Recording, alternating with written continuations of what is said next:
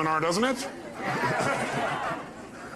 All right, so let's get to it this morning. First of all, if you don't have a notebook, raise your hand. If you don't have something to write on, great. Find a human nearby, because today what we're going to share with you is probably worth writing down. So you want to definitely capture it. Years ago, I met a very, very successful man. He taught me something I never forgot for the rest of my life. He said, Tony, whatever you do in your life, whenever you find you're going to go someplace where there's some great ideas, some great resources, he said, always make sure you take a pen and paper. He said, because what you want to do is you want to be able to capture those ideas and cement them to paper so you can review them in the future. In fact, what he got me to do was to keep a journal, and I would highly encourage you, by the time you come to the next management session, or maybe even during a break today if you wanted to get yourself a hardbound journal. Hardbound journal meaning not a loose leaf.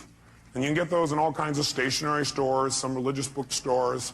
And the bottom line is, if you keep a journal, you don't even write it every day, but when you get thoughts or ideas, you capture it there, you can't believe what'll happen. You'll start to accumulate a wealth of knowledge and ability and skills and resources that not only will help you, but you can help other people as well. I've been keeping journals myself now for about a dozen years. And I go back and review my life, and it has two real values, I think. One is, it gives you a chance to really see how much you've grown. Because how many of you have kids? I'm curious. How many of you have somebody come up and say, boy, your kid's really growing? You go, really? Because you're so close to them, you don't notice it as much. How many have found that to be true? Guess what? It's even worse with yourself. Sometimes we don't give ourselves credit for the amount that we're growing, but I'll tell you one thing, if you keep a journal, it won't be hard to see how much you're growing. Because you'll see the kind of goals you had back then, the kind of things you thought back in those days, and you'll begin to see the evolution of your growth. Also, I personally believe that if life's worth living, it's worth recording. And it's an incredible gift to give to your children, because someday they get to know exactly how you were at different times in your life, and they get to learn your lessons without having to go through it. So I highly encourage you to do that, but as a very minimum, let's make sure we take notes. You guys ready to crank? Thanks. Let's do it. So this whole weekend is about connecting and communication. Really, it's about communication and relationship, how to make everything more worthwhile. And the technology that we're going to share with you this weekend has a unique name. We call it reality bridging. Reality bridging. I'm going to make you go into a deep trance trying to figure out what that means, right? We're going to clarify it for you. But reality bridging, it's the technology of vital communication and true freedom. Because what you're going to find is, you're going to find there's going to be a vitality in your communication when you start using the techniques we're going to teach you. And there's going to be a sense of absolute freedom where you can share with somebody what your real feelings are and never ever offend them. They won't have to hear you and cry and feel bad, and you won't feel so bad either. We want to make sure that communication is vital, that you're always connecting, that you feel good when you're communicating, so does the person you're communicating with, and it produces results. That's our outcome. And to be able to do that without having to worry creates an unbelievable level of freedom for people. Because how many of you, be honest, have felt feelings at times and you were upset, but you didn't share it because you didn't know how, or you didn't share it because, well, you thought, well, maybe it's really about me, or you didn't share it because you didn't want to offend somebody even though you were mad or upset? How many have had that experience in the past? And when you don't share something, what happens when you just keep it inside and build it up? Yeah, it festers. Does it get better or worse? It gets a lot worse, and eventually what happens, then you blow up about something that could have been handled so much easier along the way.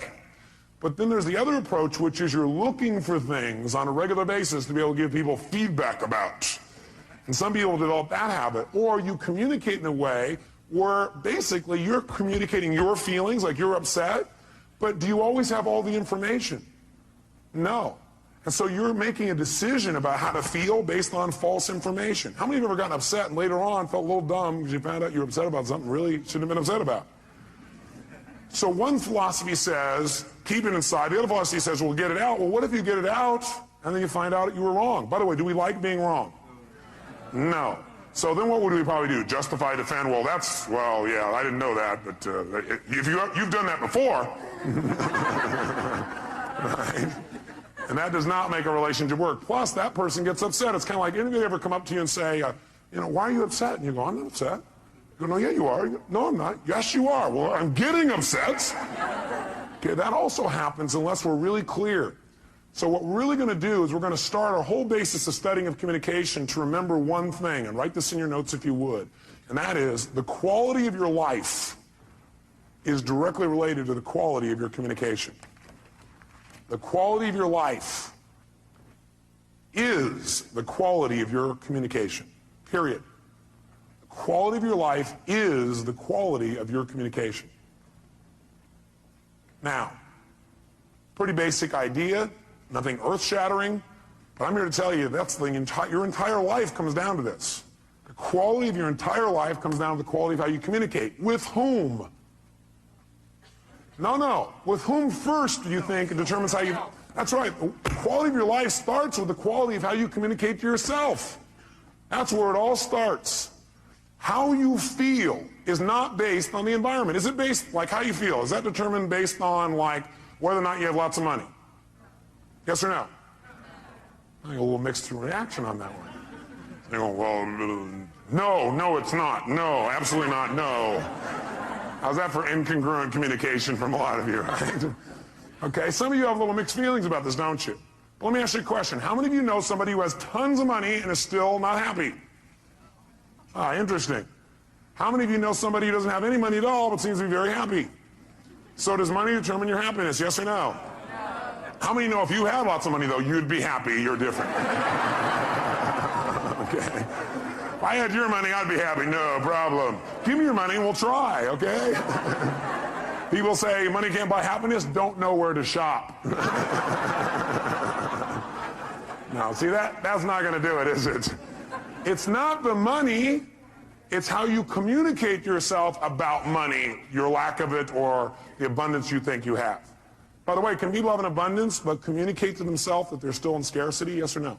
Yes. Absolutely. So money doesn't do it. Is how you feel determined by whether or not the weather is good? Yes. Oh, really? Are there people in freezing weather who are very happy, yes or no? Are there people in hot weather that are very happy, yes or no? Are there people that are in either one of those weathers in the opposite degree that have opposite feelings? Has that transferred you out yet? Yes. See, the weather doesn't determine it. Is it, whether you're happy or not, determined by whether or not other people say they love you? You go, yes, but it shouldn't. So you sit there and should all over yourself, huh? Okay. Okay. You're right, it probably shouldn't, but a lot of us connect that real directly. But I got a question for you. Somebody comes up to you and they tell you, I love you. Or they come up and they hug you. Or they look at you that certain special way.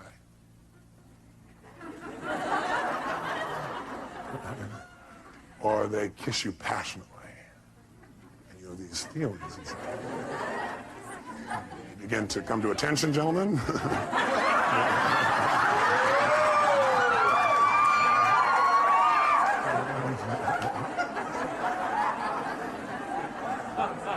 Now, when all that stuff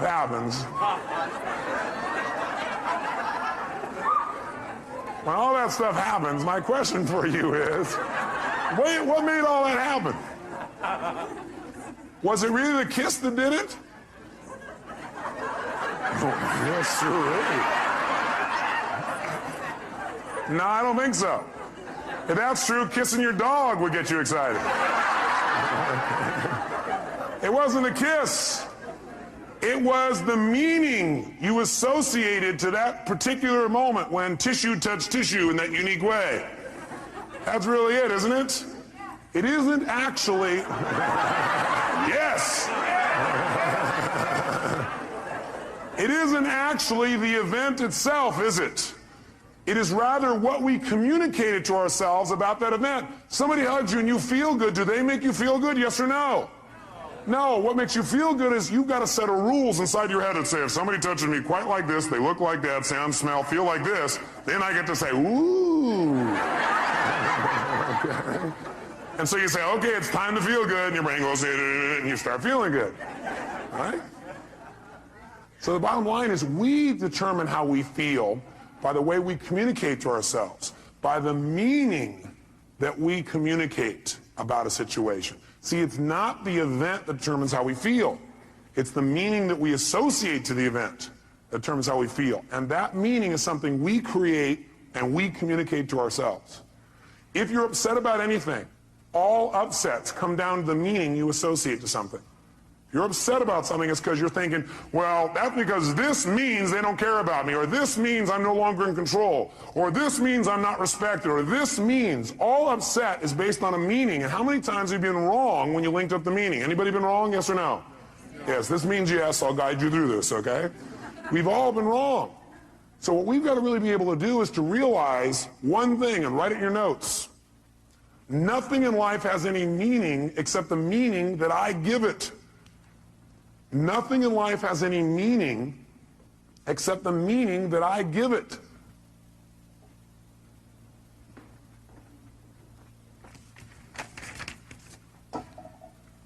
Nothing in life has any meaning except the meaning that I give it.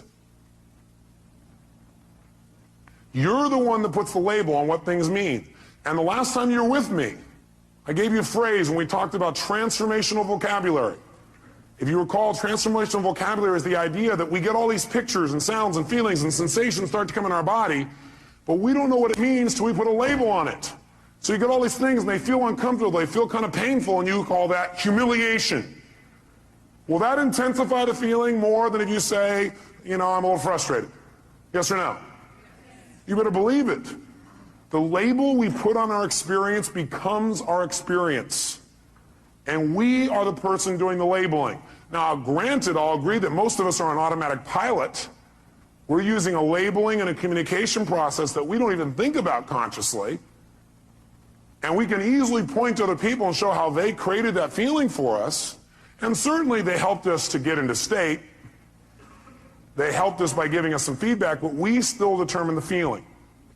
I'll give you an example. I was in Hawaii recently. I couldn't believe it. I read this article, and then I saw the thing on TV where they interviewed this guy. He was out swimming, and the shark came and bit his leg off. Yeah. You'd think he'd be fairly upset. Why would you be upset if you lost your leg? After the initial pain, why would you stay upset? Because of the meaning you'd link to that, right? What would be the meaning that would make you feel upset all the time? That's right, the meaning of loss, that you had lost something. See, almost all pain you're ever going to feel in your life, the pain that people have that makes them upset, it all starts with, I call it emotional anatomy. It all starts in one place. Pain starts with, number one, I'll put it down at the bottom here, a feeling of loss. A feeling of loss. Now, can you ever really lose anything? Only if you perceive that there's a loss. Is that true? Are you following me on this now for a second? You can only feel loss if you perceive it. In other words, you have to tell yourself there's a loss. You have to communicate that you've lost something. This man was not upset. In fact, he was concerned about the shark. Yeah, you say, this guy's on drugs. No, he was sincere. Because his belief was that, number one, he was responsible, not the shark, because he was a swimmer and he knew that in the area he was, there were sharks, and if he's thrashing around on the top, they think it's a turtle, they'll come after him. But his concern was that people were so upset about it that people were going to go out and rage and kill the sharks in that area. How's that for sorting by others instead of sorting by self? So the meaning for him was, this was a learning experience. That's what it meant to him.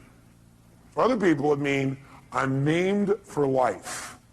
With a different meaning that he communicated. If he would have said, I'm maimed for life, I'll never be the same. You know, I can never accomplish anything. A woman will never be attracted to me. I'll be a gimp for the rest of my life. If he would have linked those meanings, do you think he would have been in the same state, yes or no? No way. By the way, maybe this is temporary, right? I don't know. I don't know this guy. I'm not going to be around a long time to meet him. But I can tell you for years what I've done is interview people who are absolutely what I think are spiritual masters. What I mean by spiritual masters is not flying to the east and meeting somebody who sits and meditates. I mean somebody who doesn't have the use of their legs or their arms and lives in absolute joy and is totally loving and tries to figure out how to contribute to other people. To me, that's a spiritual master. And I'll tell you what, there's tons of them. And they're my friends now because I go to learn from them. You know what I find out? They have developed belief systems that have helped them to interpret human behavior in a way that causes them not to be upset. Because no matter what happens, they finally figured out something. If you want to succeed in life, figure out how it works and then do it that way, not the way you think it should be. See, what most of us do is we run around life with all these rules about how life should be, about how you should be, about he should be, how doctors should be, how staff should be, how patients should be. But you know how they're going to be? How they really are. Not how you want them to be. And then every time they don't meet your criteria, rah, you communicate to yourself, it's time to be annoyed. Or maybe a more intense word. Is that true? When you have an upset of any sort, you're feeling some negative emotion, it always comes down to really you have a feeling of what? Loss. But do you ever really lose? No, you don't ever lose anything. It just changes form. Hey, nothing in the entire universe ever disappears. Nothing. Not your physical body, not rocks, not stones, nothing. Everything in the universe transforms from one form to another. You take water and you try and destroy it, let's say you boil it, what does it become? Steam. Everything in the world transforms to a higher level. It's always transforming. You got to realize you can't lose anything. You can transform things, but you can't lose anything. Now you can try and pretend you've lost something. You can like be upset with somebody and then go, oh my God, I've lost their love, or they've lost mine, or I've lost respect. How do you lose respect? You can't lose something that's already inside of you. See, the problem is people are, looking for love in all the wrong places.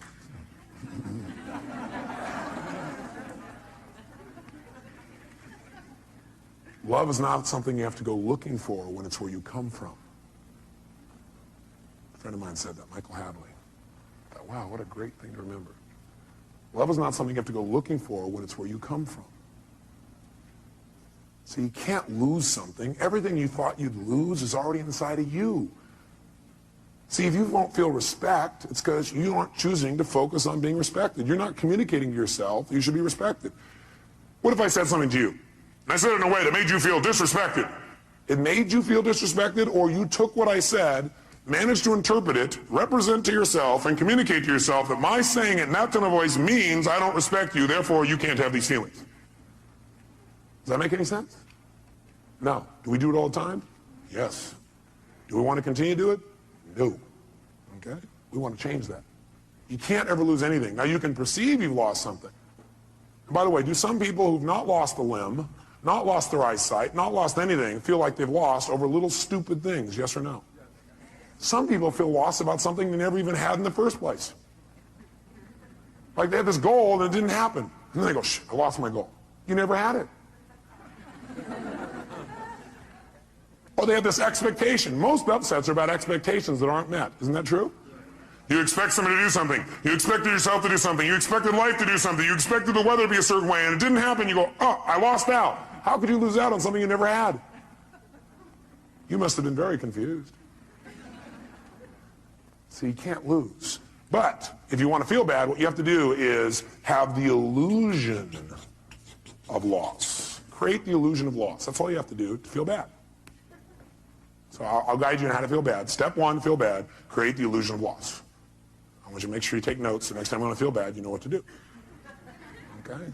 Now, after the illusion of loss, what that usually does is that creates the second major emotion in the anatomy of human emotion, and that is feeling of hurt. Feel hurt. And usually what happens is people don't notice the loss thing, they notice they feel hurt. If they're sensitive. Because this stuff happens pretty fast, doesn't it? Like we've forgotten it's loss. All we know is we feel hurt. Anytime somebody feels hurt, what it really is, they have a sense of loss about something. They lost out on their expectation. They lost out on what they thought they had. They think they've lost out on something else. They think they're missing out. They think something has changed. They think they're losing something. And they feel bad. They feel hurt.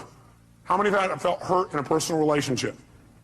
Great. Tell me, raise your hand and tell me, what did you feel hurt about? Give me an example. Yes, sir. You felt hurt about dishonesty, meaning you felt this person had been dishonest with you. Now, are we absolutely certain that this person was dishonest, that he felt that was dishonest? Yes or no? Is it possible this person was not dishonest, but rather he interpreted their behavior as dishonest? Yes or no? Yes or no? Yes. I had a conversation with my mom not long ago. I couldn't even believe it. She was like all hurt. She said, I'm really, and she went to the next level. I might as well tell you what it is. Most people, by the way, don't stay in hurt. They manage to immediately amp up into anger. Is that true?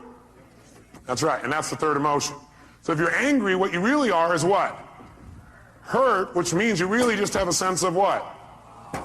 That's really it. So my mom was upset. I was like, what are you upset with me about? I mean, what did I do?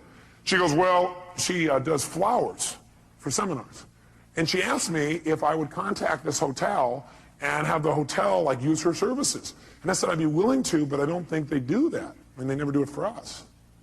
Well, she talked to somebody else, and that somebody else told her that the hotel does it all the time, and they contract with somebody else, so your son must not really care about you. Now, she was also in a very stressful state. Does the state we're in and just our normal life affect the way we interpret meaning? Yeah, she was stressed about a bunch of other things, so while she's in a stressful state, somebody said this to her, and she went, oh, my son, he just thinks I'm a pain in the butt. He just wants to get rid of me. He must be ashamed of my work. He must not like my flowers. She created all this wonderful stuff. Can we create all kinds of shit in our head? How many are good at creating shit in your head? Okay. All right. Good. I am too. We all are. I'm not picking on my mom, trust me. Oh boy, it's on video. Now I'm really in deep shit. She taught me everything I know. She did teach me a good deal of what I know. Gave me a great foundation for my life. Point is, though, seriously, is she's all upset, and she thought that I had lied to her. Now, first of all, when she said I had lied to her, what do you think happened to me? Like, me, honesty is one of my highest values. I'm probably too honest. I tell people everything. Right? What? Right? The fact that she questioned my honesty. How many of you, somebody questioned your honesty, and you know you're honest? I mean, that really upsets you. What do you think I got when she said that? Angry. How could you say that? And plus, I just did all these things for you. And I started remembering all the stuff I was doing for her, and I said, I have never lied to you in my life. Well, maybe when I was a little kid, but not since then. I said, what are you talking? I can't even believe that. Why was I angry? Because I felt what by her statement? And I felt hurt because I had a sense of what? Loss. And my loss was, how could we lose that connection of knowing who each other are? When my own mom. I mean, do anything for her. I just got done doing this unique thing for her that, I mean, blew her out of her shorts. She didn't ever expect it. Right? Blew her out of her shorts. Interesting picture.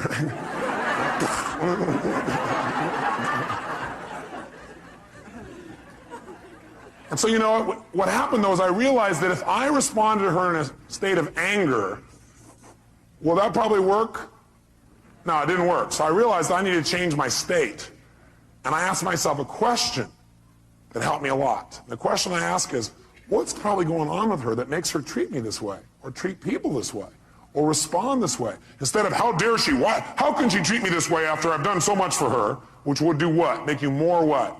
Upset. Different question I asked, I wonder what's going on with her that's making her respond this way. I wonder what she's stressed about. And I asked her, and she told me, she apologized, and just dropped right away. I'm here to tell you a belief I want you to remember for the rest of your life, that if all you do is remember this out of the whole weekend and really remember it at the right times, it'll change the way you communicate with other human beings. And the belief is this: then in any communication with another human being where you get a response from someone, in any communication with another human being and you get a response from someone, that response is either a loving response or a cry for help. In any communication that you have with another human being, where they give you some kind of response, they respond to you in some way, and that communication is either a loving response or a cry for help. That's it. Those are the only two kinds of responses. So one more time. In any communication with another human being, and they respond to you, they communicate to you, they react to you, they respond to you, that reaction, that response, I don't care what it looks like on the outside or what it seems like, it's either a loving response or a cry for help. Which one do you think my mom was doing in this situation? Was that a loving response or a cry for help? It was a cry for help, and help is saying, I'm feeling what? Hurt because I have a sense of what? It may not be true, but that's what I feel, and that person's a cry for help. Now, how do most people respond to a cry for help? With another cry for help. Is that true? How did I first start to respond to my mom? She's angry with me. She doesn't have a right to be angry. How could she do this to me? What's going on? I get angry back. So I respond with a cry for help. How dare you? How can you say this to me? Don't pull this crap on me. Look what I do for you. What kind of crap is this? Interesting. So when two people are yelling at each other, crying for help back and forth, who gets helped? Nobody. So you know what happens? The anger doesn't stop. What happens is the anger goes one place. Either it starts going out to other people and becomes resentment, which builds, and that resentment may be expressed or not expressed. Usually resentment is expressed non-verbally to other people, and some people do it by taking their resentment and they express it by what they call confrontation, and they actually feel good about it. They say, I'm not one of those people who keeps it inside. I confront people, little bastards. That'll really build a quality communication, won't it? I confront, I don't keep it inside. I'll tell you what's wrong. Yesterday when you did this and this and this, made me feel this way. I request in the future you change. Everybody try this. You know what? That doesn't work. It can work. Anything can work. The tone of voice you use is going to play a bigger role than what you say. How many would agree? Your facial expression is going to play a bigger role than what you say. How many agree? And somebody else can sit there and listen to you and say, yes, I'll abide by your request, but inside they're going, oh. Okay, that's not communication. That's not quality communication. We want to change and enhance our format. The other thing we can do is when we feel anger, instead of resenting and confronting, we can just keep it inside. If we keep it inside, usually what it becomes is depression. People are depressed, they don't even know why. The reason people are depressed, they feel like they're not in control. Like things are happening they're not in control of. They're not able to communicate and get control of their life. And a lot of times depression is directly related to the fact they've kept this anger inside and these upsets, and they haven't expressed them, they become depressed. How many can relate to this? Not you, but other people you've seen in real life. I thought so. So the bottom line is, what we've got to do when somebody responds to us with a cry for help is give them what kind of a response? Which of the two responses should we give somebody when they give us a cry for help? A loving response. Is that always easy to do? No. What it requires is you to remember that no matter what it looks like, they're just really crying for help. Somebody's angry. How dare you do this to me? You go, how dare you do this to me?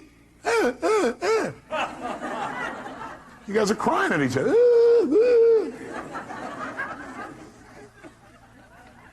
How dare you do this to me? You should go, you should picture that. How dare you do this to me? You son of a... Why do you always... And you come back and go, I hear you. I appreciate you. I love you. That's not my intent. How can we make this work? I'm willing to make it work. Thanks for sharing your real feelings with me. Let's do it. What do we need to do to make it work? How can we make you feel better? Because I'm committed to that. Well, you're there. I know. How can I make you feel better? How can I make you feel better? How can I make you feel better? Because I love you.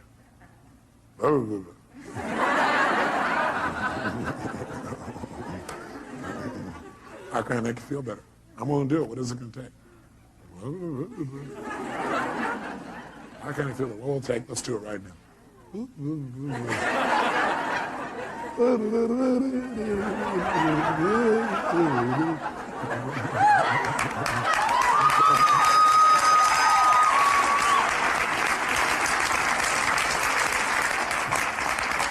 Get the idea? You don't want to respond to a cry for help by crying yourself. You want to be bigger. And the way you get bigger is you remember this. You remember it, you use it, you make it work. Okay? This will change your life. That one belief, if you also execute it. And you know what you're going to learn today? You're going to learn some skills today that are so easy and so simple that all you got to do is commit to making them a habit so you don't have to think about it anymore. Your life will change forever. Your personal life, the way you communicate to yourself, your practice, your team, and most of you are already so bonded, you're incredible. But is there always a deeper level that we could pursue, yes or no? There's always a deeper connection. And if it's possible, should we pursue it? Yeah, why not have more ecstasy? Why not be closer? Why not be more loving? Why not be more connected? Why not do more? Why not create more? Why not make it happen? Why not? Why not us? Why not now? That's what we're going to do today. So get the feeling for what it is. It all comes down to meaning. We change the meaning, we change it all.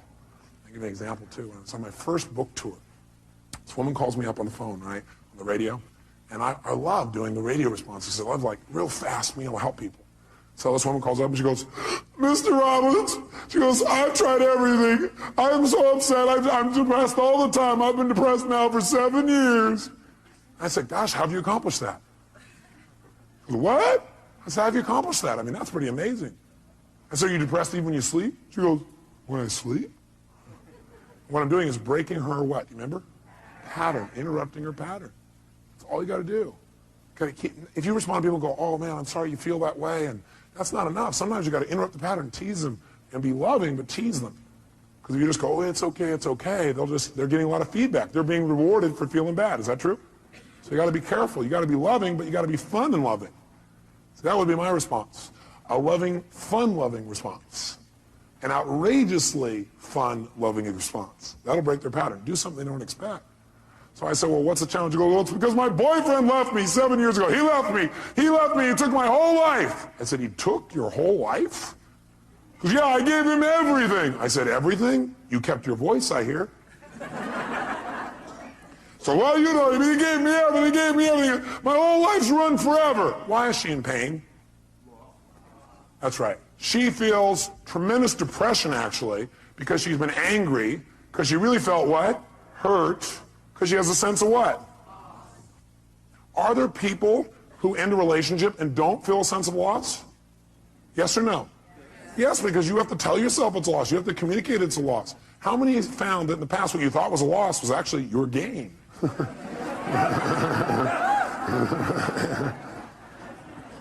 when you thought it was a loss, how did you feel? Hurt. And it may not have been a loss of them, it was a loss of your own self-esteem. Well, they left me, and they must not have loved me, I wasn't good enough. You know, I'm not good enough. The loss of your own self-esteem, but you do that to yourself too. It's just not true. It's the meaning you made up in your head. We're making all this crap up in our head, and it's not true. You got to be careful about the meaning you label things. You got to take control of that process. So this woman's going, well, he left me, that's why my whole life is over. The reason she's upset, the reason she's this angry, is not that she feels a loss, but she's labeled that loss. Because of that, my whole life is over. How would you feel if your whole life was over? A bit depressed? You better believe it. So I said, look, bottom line is, ma'am, you got to change your state. The state you're in right now, you're going to keep thinking your life's over. You got to change your state. Because, yeah, well, I've tried. I said, what have you done? She goes, well, I've taken drugs. I said, well, you know, what else have you done? I've seen my therapist for years now. I've done this. I said, you know, stop. I started yelling on the phone on the radio, right? I can imagine her face going, what, is he crazy? What's going on? I said, you listen to me right now. You want to change this? You do exactly what I say. When I say now, you put the phone down, and you run outside, and you just yell 2 words at the top of your lungs, over and over again. Next! Next! Next! As you think about your old boyfriend. At first, she was like in a deep trance with no reaction, right? And all of a sudden, I heard this chuckling. She's laughing hysterically. Right? She starts to laugh. I said, just yell next. Go out there and look around, see men, and go next. As soon as she started laughing, I said, think about your old boyfriend. She starts laughing. Think of your old boyfriend. She's laughing. Think of your old boyfriend. Laughing. Think about your old boyfriend. Pretty soon, when she thought of her old boyfriend, guess what she began to do? Laugh. Right? Now, am I belittling the relationship? No. But do you think if she laughs when she thinks about it, she'll be able to deal with it better than if she cries? You better believe it. See, our state affects a lot of the meaning we link to things. When we're stressed, well, we can make out the worst situation out of virtually anything, can't we?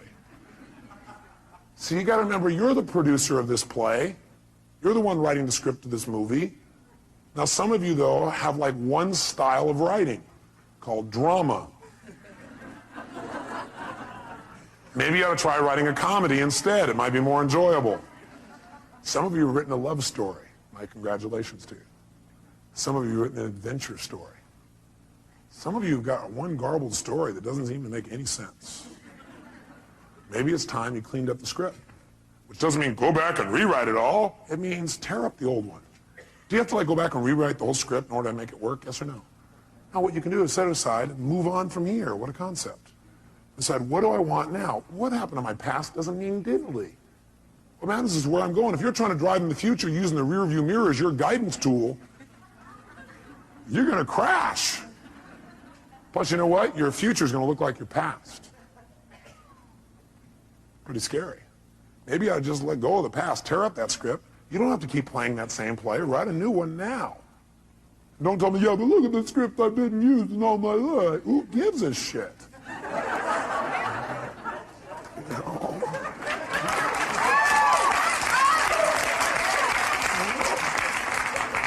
Put it in the circular file and write a new one. You know, be spontaneous. Maybe you want to write some of it along the way. Maybe you don't have to have the whole thing planned out, every detail, know exactly what's going to happen, when it's going to happen.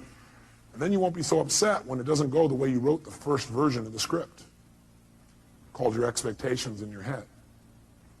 Maybe then you'll go, well, this script is kind of a guideline. It isn't like my absolute must or I'm going to be peeved. Maybe that would help things a lot. See, the whole key is the quality of life is the quality of communication. Number one, with yourself. Because nothing has any meaning except the meaning you give it. And the meaning you give it is going to determine how you feel. How you feel is going to determine what you do, and what you do is going to shape your destiny. See, if I interpret this means this person doesn't love me, then now all of a sudden I'm going to feel lousy about it, and I'm going to do things either verbally or non-verbally to get back maybe. Or, at the very worst, I'll withhold my emotions because I don't want to be hurt again. And does that withholding make my relationship better, yes or no? No, and now all of a sudden we start to drift apart. And now I start doing things that will change my destiny and separate me from somebody I really love and somebody who really loves me, all because I made up a bunch of crap in my head. Nothing has any meaning except the meaning you give it, bottom line. And so if we want to change our lives, we really want to make things work, make sure I remember this, write it in your note. It's not the event, it's what we do with it that determines the quality of your life. It's not the event, it's what you do with it that determines the quality of your life. And what we do with it is what we do with it inside of our head. It's not the event. It's what we do with the event that determines the quality of our life. What do we do with it inside of our head? We can take things that destroy other people and cause them to make us better. This whole seminar today you're going to go through is a result of me having an event that was not pleasurable last night. Especially since I was exhausted, I had no sleep. That also amplified my feelings about the situation. And then what happened was I asked myself a question. How can I use this? What's great about this? I was not feeling it was great. How can I use this? What's great about this? My brain started saying what's great about this is it means what we tried to do before this wasn't making sense. We almost had it, but it wasn't quite there. So what's great about this, I found that out because I want to share with you the best. What's great about it is I can use this intense emotion to see what really will work in the most intense feelings I've got. Wow, what a great deal. See, it's not the event, it's what you do with it. And remember, the meaning you associate or assign to something, the meaning you associate, put in parentheses, or assign to something, determines how you feel and what you do. So the meaning you associate or that you assign to something determines how you feel and what you do throughout your life. Determines how you feel and what you do throughout your life. Bless you.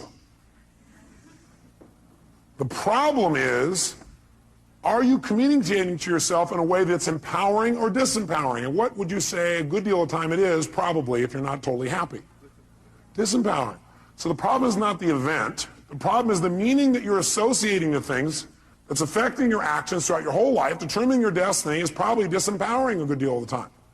If you're not happy. If you're happy, you're probably assigning a lot of empowering meanings, aren't you? You've come up with some core beliefs and ways of looking at the world that really help you. Help you to evaluate things in a way where you're really in charge or you're not in reaction. So if we want to really take control then, we got to remember what I've already said. Nothing in life has any meaning except the meaning that we give it.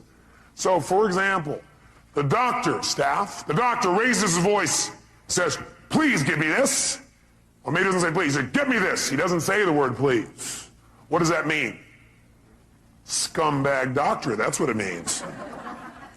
It means he doesn't respect you, right? It means he doesn't care about you, right? Isn't that what it means? If you're upset, that's what the meaning you've attached to it is. How many would agree? What else could it mean? He's angry. If he's angry, or he's stressed, or he's frustrated, does that give him a right to snap at you, yes or no? No way. We're not making him right. We just want to know what it really means first. Does that make sense? How many of you have ever screwed up? Can I see a show of hands? How many of you have ever snapped at somebody and had nothing to do with them? It was just your state. You were so stressed about something else. How many have done this even with people you totally love, like your children? Everybody together, ready? I'll try it again. Very nice. Just think about that. Now, when the doctor does that, instead of going, he has no right to do that, you're right, he has no right to do it. You're absolutely right. And you need to help him so he doesn't do that anymore. You need to help him, not make him wrong. If you make him wrong, is that going to enroll him in not doing this again, yes or no? Doctor, when all of a sudden you keep asking your staff and they don't deliver something you need, does that mean they're incompetent? Mean they don't care? Mean they're not as committed as you? You're working to the bone, you don't have any time? You're not even getting paid, they're getting paid, they must not care about you. Is that what it means? No. What might it mean? They're overloaded, they're overworked. You beat them to a pulp. They don't want to talk to you because you've been real mean and hard to be around. They're trying to avoid you and stay out of your way because they're afraid they're going to set you off. Oh. I noticed that was a doctor that was laughing. Huh, ma'am? Is that possible? But see, which meaning you assign will determine how you feel and how you treat people. Isn't that true? And it doesn't just stop there. It continues. Because the truth is, most of you don't communicate all that you feel, and it's a good thing. Because words spoken in a moment of anger, some words like that are never forgotten.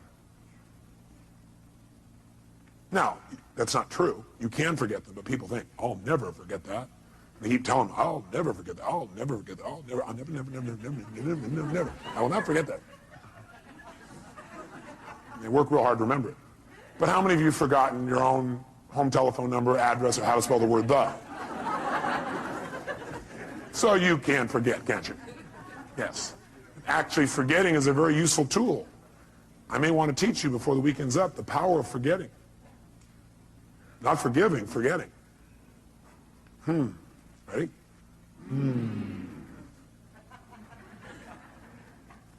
Is it sometimes useful to forget? Yeah. Especially if what you're forgetting is only your perception.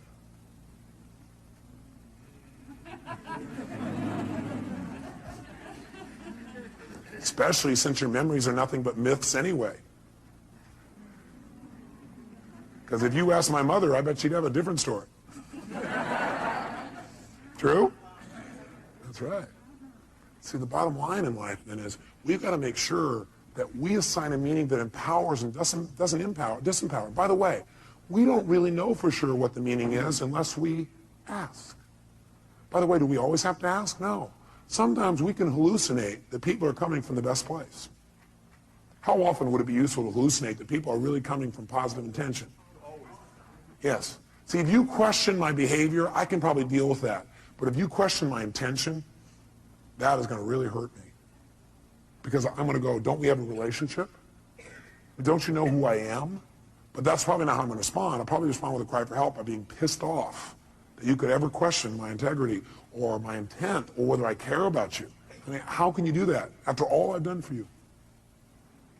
And then people start justifying and noticing all the things they've done for you. Then they get really even more mad, amped out. Is that true? Okay. So what we've got to really do is we've got to say, okay, I don't know what the meaning is. I'm not sure what the meaning is. But I'm sure that the intent is positive. The person's either stressed or something else, but I know who they are. I remember who this person really is. The moment doesn't matter. This too shall pass. Is that true? Unless I decide to try and hang on to it, not let it pass. Have you ever tried not to let something pass? It gets to be painful after a few days.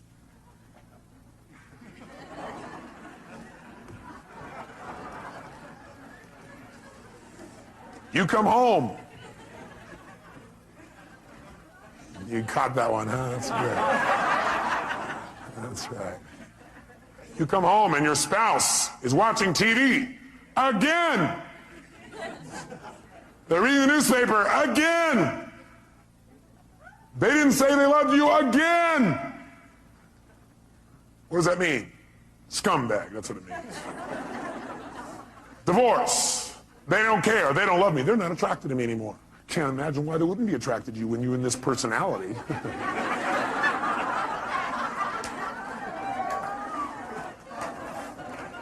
Probably looks at other men, looks at other women. Can't imagine why when they get to come home to seeing you in this unique state.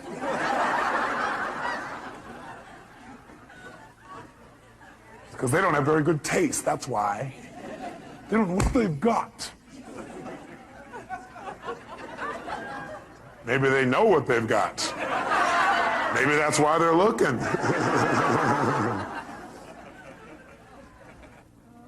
The meaning we link to things determines our actions, therefore our destiny. I've already shared that with you. The key then is to choose empowering versus disempowering meanings. The key for us from now on is when something happens, we're going to probably have a reaction, and after we're done with our little reaction, we should sit back and say, what's a more empowering way of looking at this? What might be a more empowering way of looking at this? What else could this mean? Because I choose the empowering one. I may be wrong. Is it possible the person really is a scumbag? I guess anything's possible. But it probably won't empower you to look at them that way. Because people tend to be whatever you make them. You might want to write that down. People tend to be whatever you make them. Pretty important frame. And I want you to remember this. Write this in your notes. Whatever you look for, you will find. Whatever you look for, you will find. Whatever you look for, you're going to get.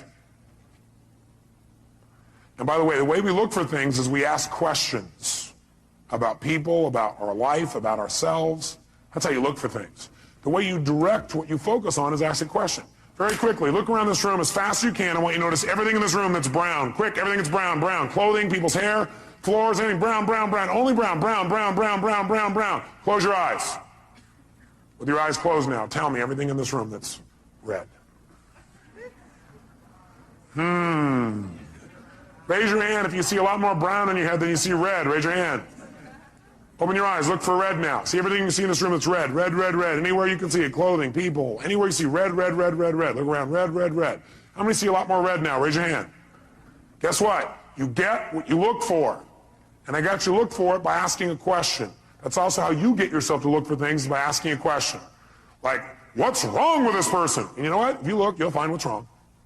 There's wrong. Look, there's what's wrong with them.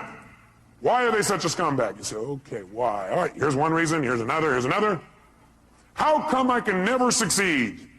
Well, let's see here. You look inside, you say, oh, yeah, these suspenders aren't the right level. Yeah, this here, yeah, my childhood, yeah, I got all the reasons. We get what we look for. Can you find somebody who's horrible, and could you find something good in them if you look for it? Yes or no?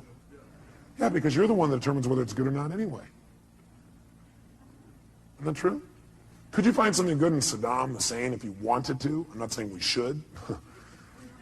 Right? If you wanted to, could you? Do certain people think he's good? Yeah. People say, hey, he's gotten back our land. I don't necessarily agree. But you don't have to agree to be able to appreciate. Is there a difference? Yeah. You can appreciate somebody's view even if you don't agree with it. You can appreciate that for them that's true. You can appreciate that they have a different reality than you have about something.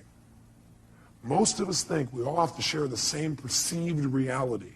Now, sure, we share the same physical reality, but physical reality is not what most of us experience. We experience a perceived reality we've made up in our head. Isn't that true? And so do you remember what the title of this technology is? Bridging realities.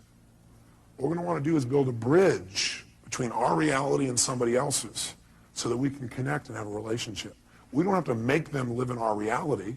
We don't have to hold our reality as their absolute. We can create a bridge. And by having that bridge, we can exchange information between our two cities, our two communities of emotion, our two communities of understanding. We can create a connection. We're no longer separate. We're connected. And we can share. We can have our own identity and feeling. We can also connect and share. There's no limit. We can do it at any moment. All we have to do is choose to cross the bridge. That's all we got to do. Bridge the reality. And we're going to show you how to do that with people for the rest of your life. It'll change your life like few things you've ever learned in your life. And it'll be so simple, it'll be a joke.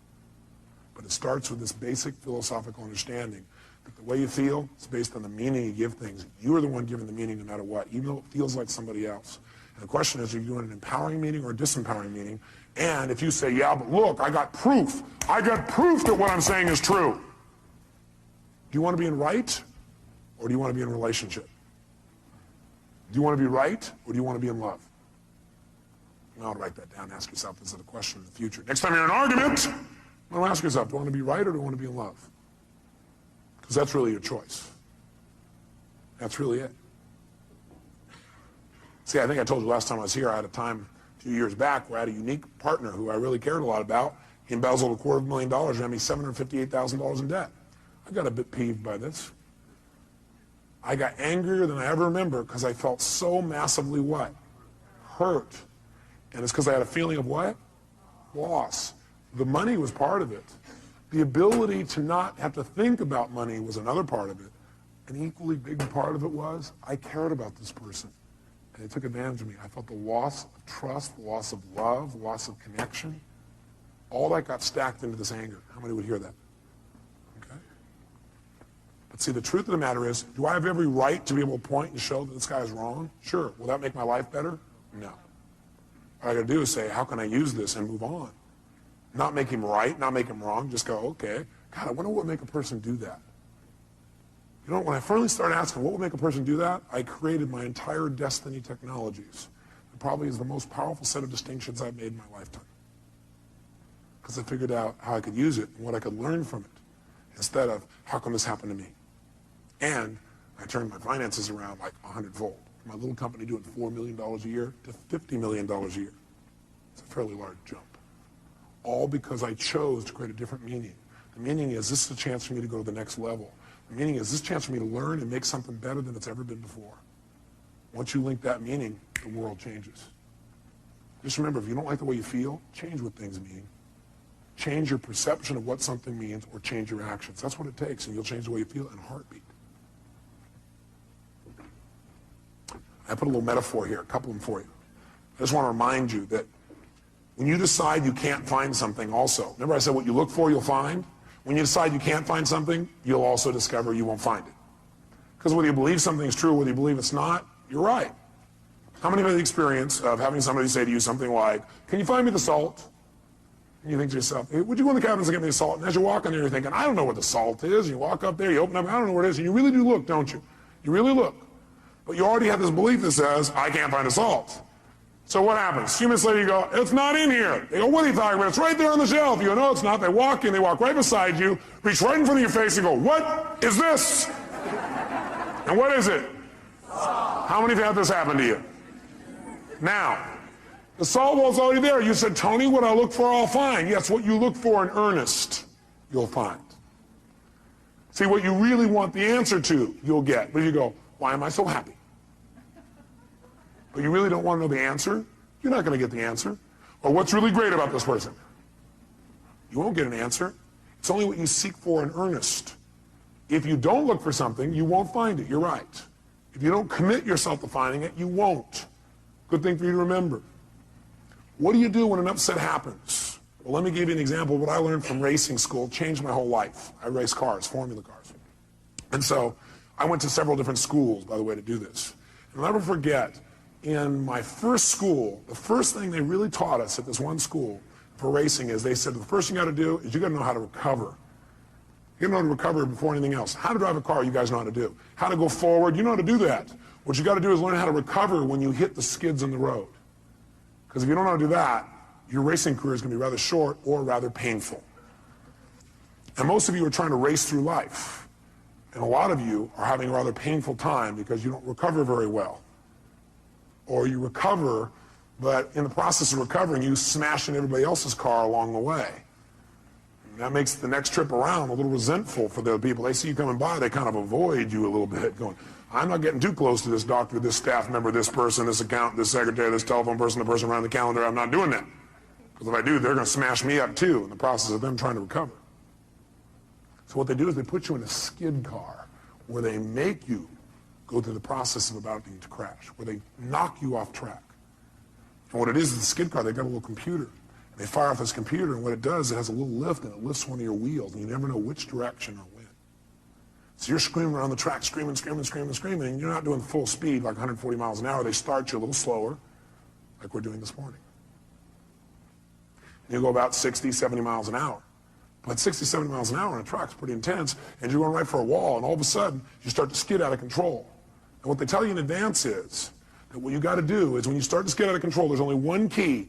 Look where you want to go. Focus on where you want to go. Do not focus on what you're afraid of. Now, what do people do in life? We focus on what we fear, and we get more of whatever we focus on. That's what they tell you there. They say, look, whatever you focus on, that's where you're going to go. Whatever you focus on, you're going to get more of. If you focus on the wall, you're going to get a lot of wall.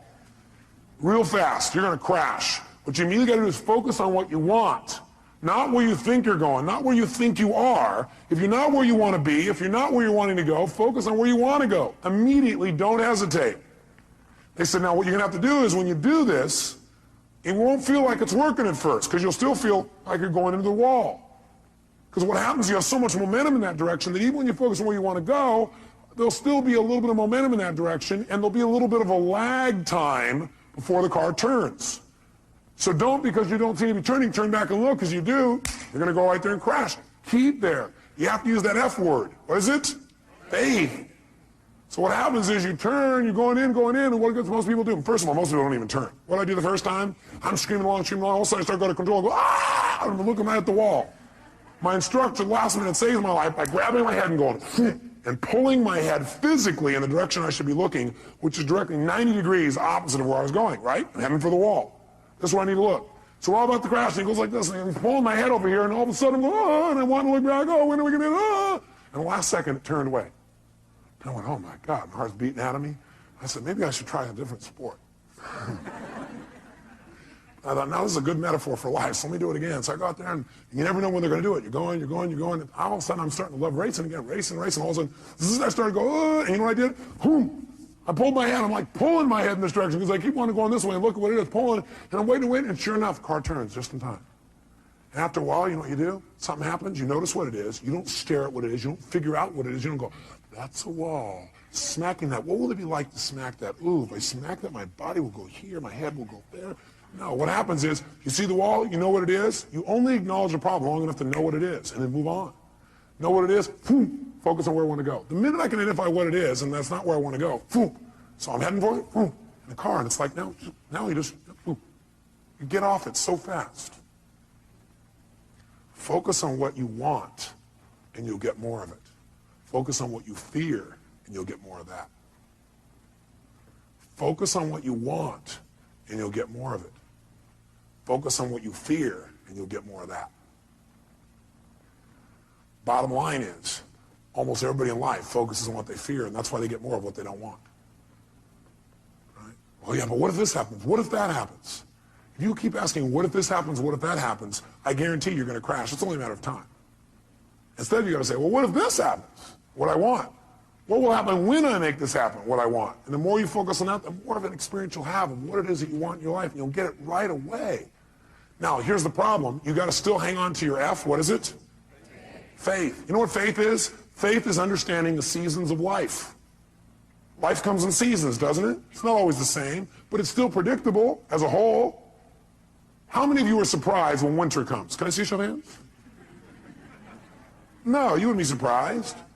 You don't be surprised when winter comes. And are there emotional winters, yes or no? You better believe there are. Are there times when you try to communicate well, it doesn't work? Are there times in the office where it feels a little frigid, a little cold? And that's not just the air conditioning. What happens during a winter? You break out a fire and warm each other up. See, some people freeze to death in the winter. Other people ski. The meaning of winter is whatever you do with it. Isn't that true? There's nothing wrong with winter. What if it was always summer? You go, oh, that'd be great. Oh, yeah? I think you get bored with summer. Plus, you probably get burned. Now, some people get burned in the summer. Some people get tan. Some people swim. Some people go on vacation. Springtime's a great time, too. You get to plant. Fall, you get to reap. You know what happens to some people in life? What some people do is they say, okay, I'm doing what you said, Robbins. I turn, I focus, but it's not working. You're still in lag time. God's delays are not God's denials. God's delays are not God's denials. You're in lag time. It'll catch up. Hey, look, you think it's fall, we're still in winter. Or you think it's fall and you're in spring, or you've made it to summer, but we're not to fall yet. Don't be so darn impatient. Take on a new prayer. Lord, give me patience and give it to me right now. Be equally intelligent. It's like some people think, okay, I know what I want. I want this seed to be a plant. They stick it in the soil. Then they come back the next day and they go, where's my plant? The soil goes, are you new? That's not how it works. You plant it here, okay? You come back every day and take care of it, right? You make it through the whole spring. Then during summer when it's hot, you got to really, really take care of it because it gets even worse during that time. And you make it through all those seasons. In the fall, maybe, more than likely, not always, but most of the time, you will have a plant here. That's how it works. You go, but that's not fair. Best of life is how it is, not how you think it should be. Because you coming back each day, the plant will see you come and start laughing, you know, giggling. Look at this guy. What's the matter with him? Why don't I have it yet? Lag time, that's why. Don't make yourself wrong because you're doing the right things and you don't see the results yet. It takes time. Most people completely overestimate what can be done in a year and underestimate what can be done in a decade. I can tell you my own career, my own life, my business life, I gave my heart and soul every day, 276 seminars a year. Going morning, noon, and night, giving my all. Anybody knows me will tell you, all my all, every day, no matter what. And you know what? I was broke. I was frustrated outside in terms of the business. Nothing was working. And I kept, asking myself a great question, like, why am I screwing this up so much? It wasn't me screwing up. It's lag time. I had to make distinctions. I had to build something. It takes time. But then the other day, I got a little reality check, which we're going to teach you today. My reality check is I'm flying up to Los Angeles to do my seminar up there in my helicopter, my jet helicopter. It's a tough life, but somebody has to live it. So I don't have to drive for 3 hours. I jump in my helicopter. I'm there in 35 minutes. And plus, I go down and dive down by the dolphins in the water and lift back up and play. It's like having your own roller coaster. And I'm flying over this area where I used to work in Glendale, California. I worked there as a janitor. I drove my 1960 Volkswagen that literally broke down on the freeway one day because the wheel fell off. I worked in the middle of the night so I could still go to school. And I got paid $5 an hour, but as a janitor, they figured out how many hours it should take, so I did half the time, did a better job. Because I learned if you give more value, you get to earn more. Good thing for me to remember. But all of a sudden, I flew over the bank, and I stopped. Because see, in a helicopter, you can stop. Like an elevator, just boom, right there. And I just hovered above where I used to work. And I thought, that was 12 years ago. Wow.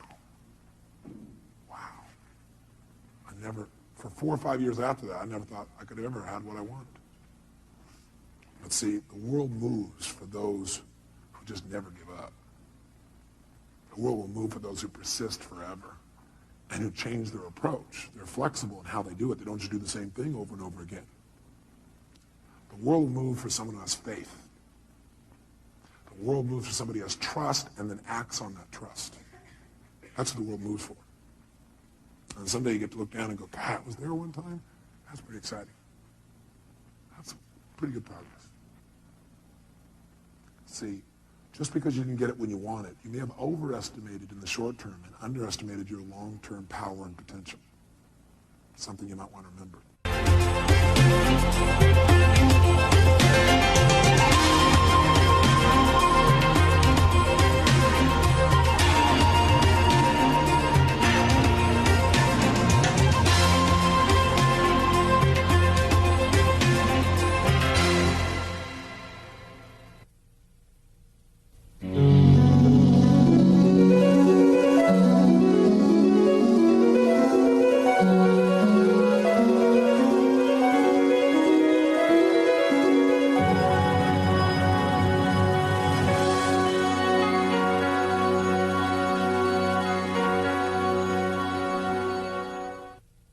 We mentioned something earlier, but I want to make sure you put it in your notes. And that is the state we're in the moment, the state we're in at any moment, powerfully impacts the meaning we associate to something. The state we're in the moment powerfully impacts the meaning that we associate to something or that we assign to something. So one way to change what things mean to you is just change your darn state. Is that true? I mean, if you're feeling great, do things just kind of bounce off you that normally, if you're feeling upset, would you change the way you look at them probably, change the way you feel about it? You bet. So we need to really still manage our state. And we talked about that a great deal last session. I want to make sure that that's part of your life's work. Because your life's work is really learning how to live in a way where you spend most of your time enjoying yourself, very little time in pain. Most of your time in pleasure, very little pain. And living your life hopefully in a way where not only do you feel good all the time, but the people around you feel good just by being around you. Because they're around you, they feel a lot less pain and a ton of pleasure. See, that's my idea of success. Success is when you've learned to live your life in a way where you experience tons of pleasure every day and almost no pain.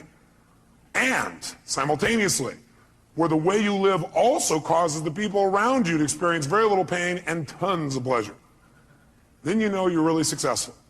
Because if you feel good and nobody else does, you're a failure. Now, that doesn't mean you go around trying to make everybody feel good. Some people have an investment in feeling bad because they think feeling bad equals feeling good. Are there people that believe that, yes or no? Yeah, because they think if I feel bad, then people will notice me, or they'll love me more, or they'll help me more, or I'll get more attention, which means feeling good. People have weird crap they work inside their head about how to get to feeling good. Some people think I'm going to feel good when I make $1 billion. Some people are like, when I have this, this, and this, when I get married, have these many children, this and this, then I'll feel good. Some people have, well, I'll feel good if I feel bad, because then people notice me and make me feel good. Or you could just like choose to feel good. Which one do you think might be a more intelligent approach? Because who's in control there? You are. You don't have to worry about the environment. And by the way, when you're feeling good, it tends to make you want to feel even better. It makes you share good feelings with other people, which makes them feel good, which makes them reciprocate usually. Not always, but usually. Kind of nice. So the bottom line is we got to manage our state still. And as a reminder, as far as that's concerned, changing state means change the meaning. And the way you can do it is either by changing your what? Anybody remember from last session? Change your what? Change your what? Change your physiology. Physiology, again, means the way you move, the way you breathe, your facial expressions, your gestures. The way you use your body determines the way you feel. You got to remember that for the rest of your life. If you're not feeling the way you want to feel, the first thing you do is just change the way you're moving. Emotion is created by what? Motion. Emotion is created by motion. You have 50 muscles in your face. A slight change in any of these muscles will radically change the way you feel. Remember we did this last time, I think. What I'd like you to do right now, real quick, is create some tension in your body, some tension, then put a big, huge smile on your face while you're doing it and notice how it feels. How many feel somewhat excited when you feel this? Let me see your hands. You know why? Excitement has tension in it. The only difference is you send a different biochemistry into your body. You fire off different biochemicals when you make a smile. Physically, it changes. You want to get depressed? What do? Drop your shoulders, look down, breathe shallow, drool.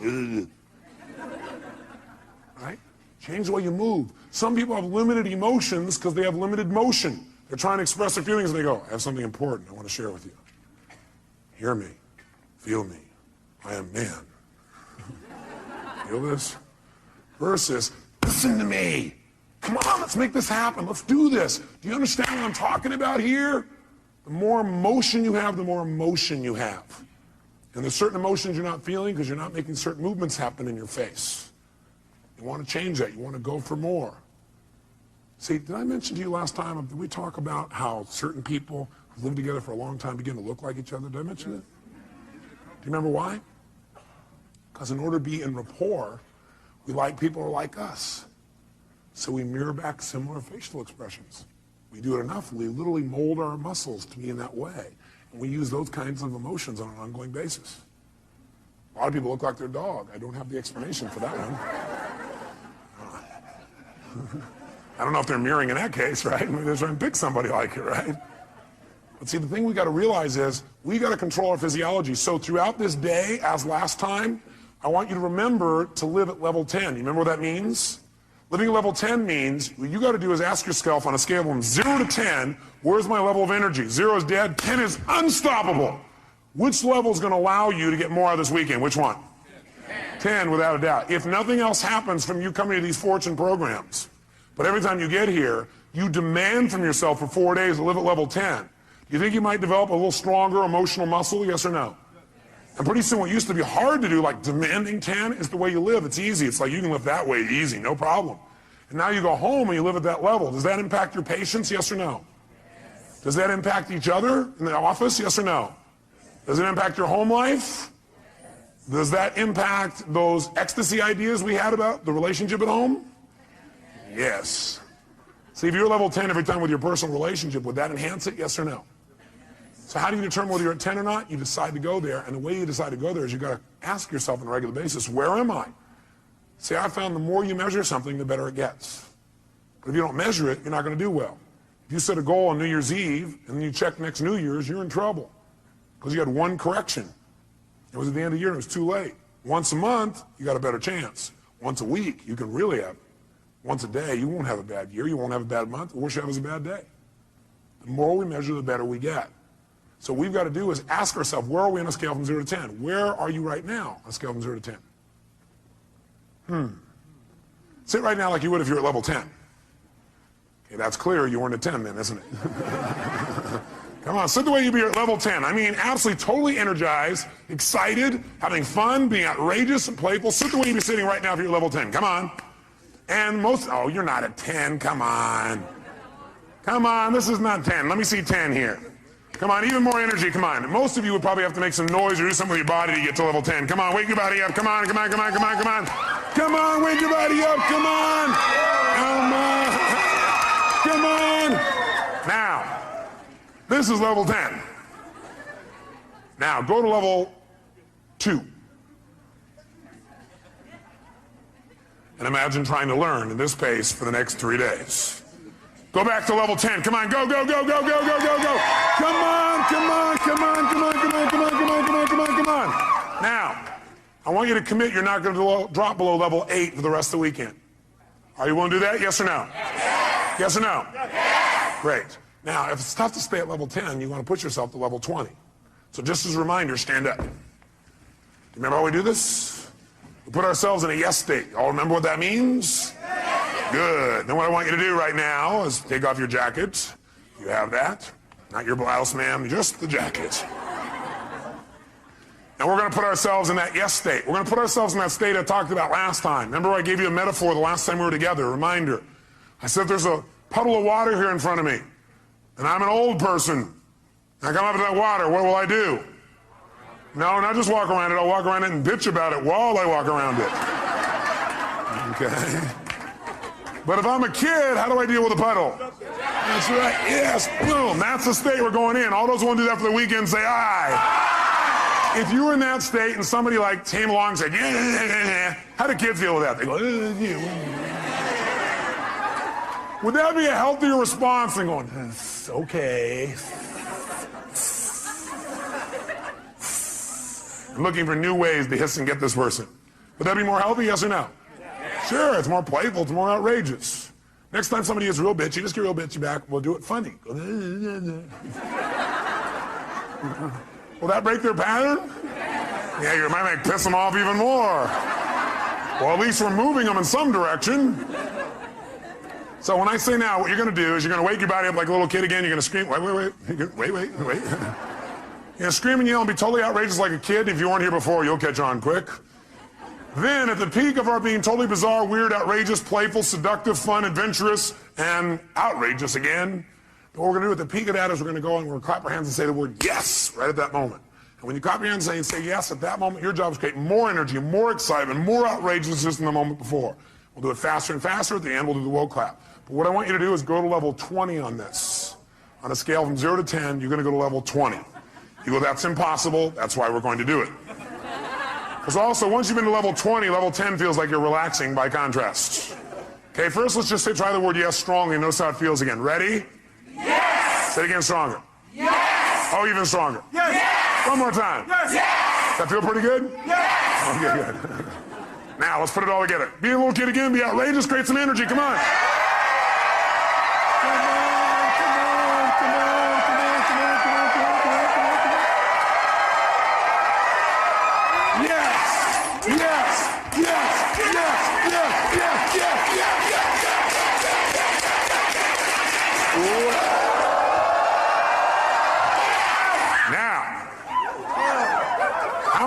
How many are now at level 3? Now some of you here for the first time going, what have I gotten myself into? It's a cult! It's the yes cult.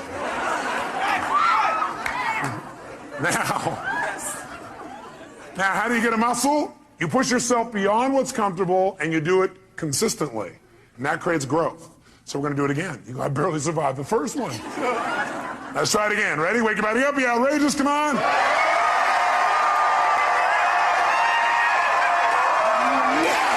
Yes! Yes! Yes! Yes! Yes! Yes!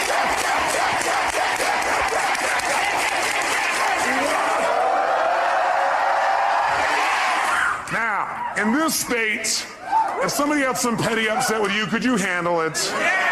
Great. Then get a bouncing hug from the person next to you and grab a seat.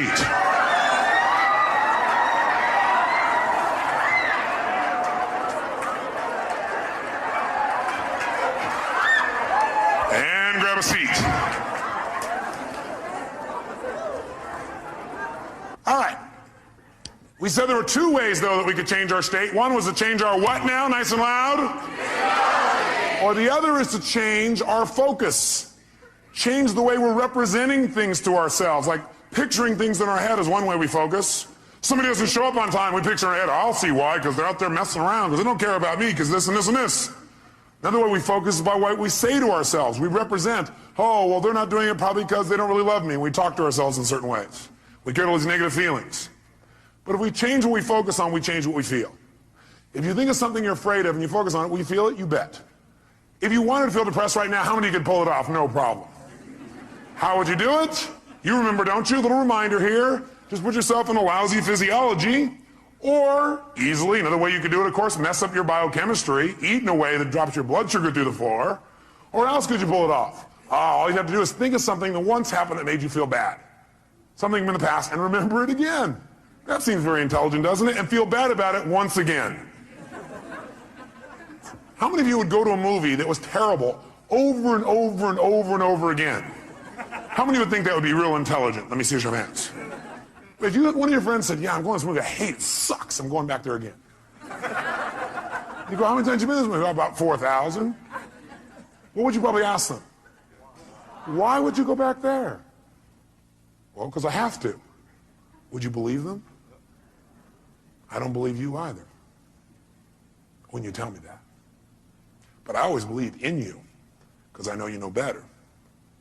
You don't need to go to those movies anymore. They're a bunch of myths anyway, made by poor directors. Lousy writers, lousy producers. You're a better producer, director, and writer now. You're probably even a better actor or actress. So why not create it the way you want it instead of seeing the same old movies over and over again? Most producers I know don't sit and watch their worst movies over and over and over again and feel bad about them again. What most of them do is they go, that was part of my learning experience. Time to move on. How else could you feel bad, by the way? You could do it currently, couldn't you? All you have to do is think of something you think you've lost that maybe hasn't even happened. Right? Or think of something that you want but you're not getting right now and feel bad about it. Or you could think of something that hasn't even happened yet and feel bad about it in advance. Couldn't you do that? Like, oh my God, and focus on, what if this happens? Oh God, feels terrible, oh gosh. Remember, a coward dies 1,000 deaths. A courageous man or woman only once. Because a coward runs it through the head about 8 million times and feels like they're dying 8 billion times.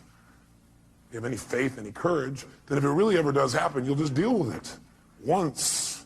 You feel the pain only one time instead of stacked over and over and over and over again. If you want to feel good, could you do that? Sure. Would a producer go back to some of their best movies and see them again, do you think? Yes or no? Would they even share some of those movies with their friends? You know what some people do? Some people actually take the worst movies of the past and go share them with their friends, their worst movies. Tell them all about all the gory details of it. And the friend goes, yeah, that's really great. Yeah.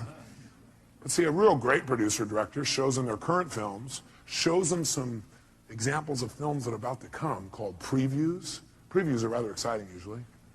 Or they show them the best films of their past and share those with them so that people get to enjoy more of their life. Maybe even learn something. Who knows? But you could remember something that once happened that was great and feel good about it. You could think of something right now that you could feel great about, or you could think of something that hasn't even happened yet and feel good about it in advance. What determines what you focus on, though, is one thing: the questions you ask yourself. The questions you ask yourself determine what you focus on in that moment. What questions you ask are usually controlled by your beliefs. Because you could ask any question, but unless you do it consciously, you'll just ask the same questions that are in alignment with your old beliefs, your old BS, belief systems.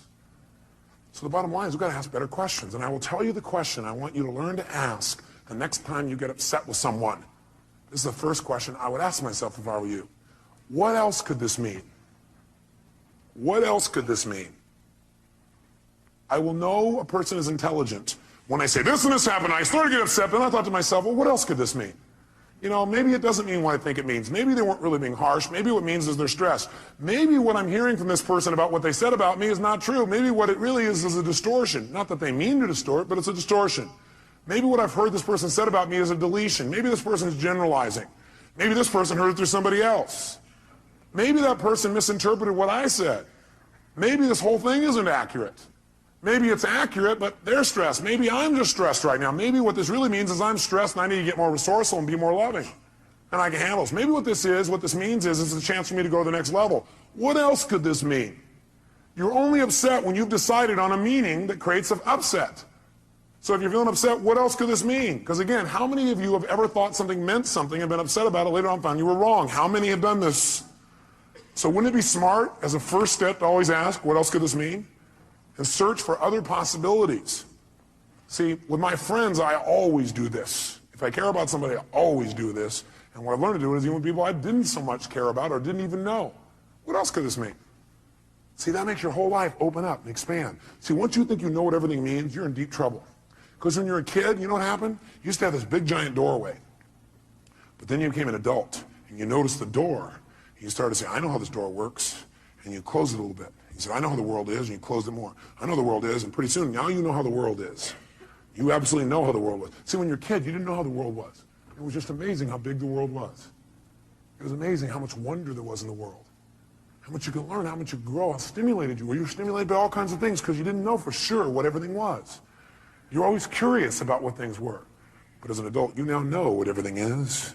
And if it doesn't fit in there, it's wrong. We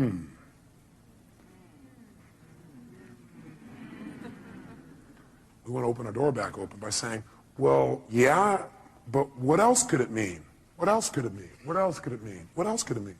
What else could it mean? Feel a little freer. The other question I tend to ask myself is, do I know everything there is to know about this?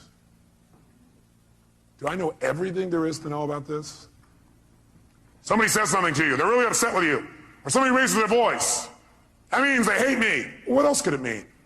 Well, it could mean they're stressed. Could mean they don't understand. Could mean they don't even realize they're yelling.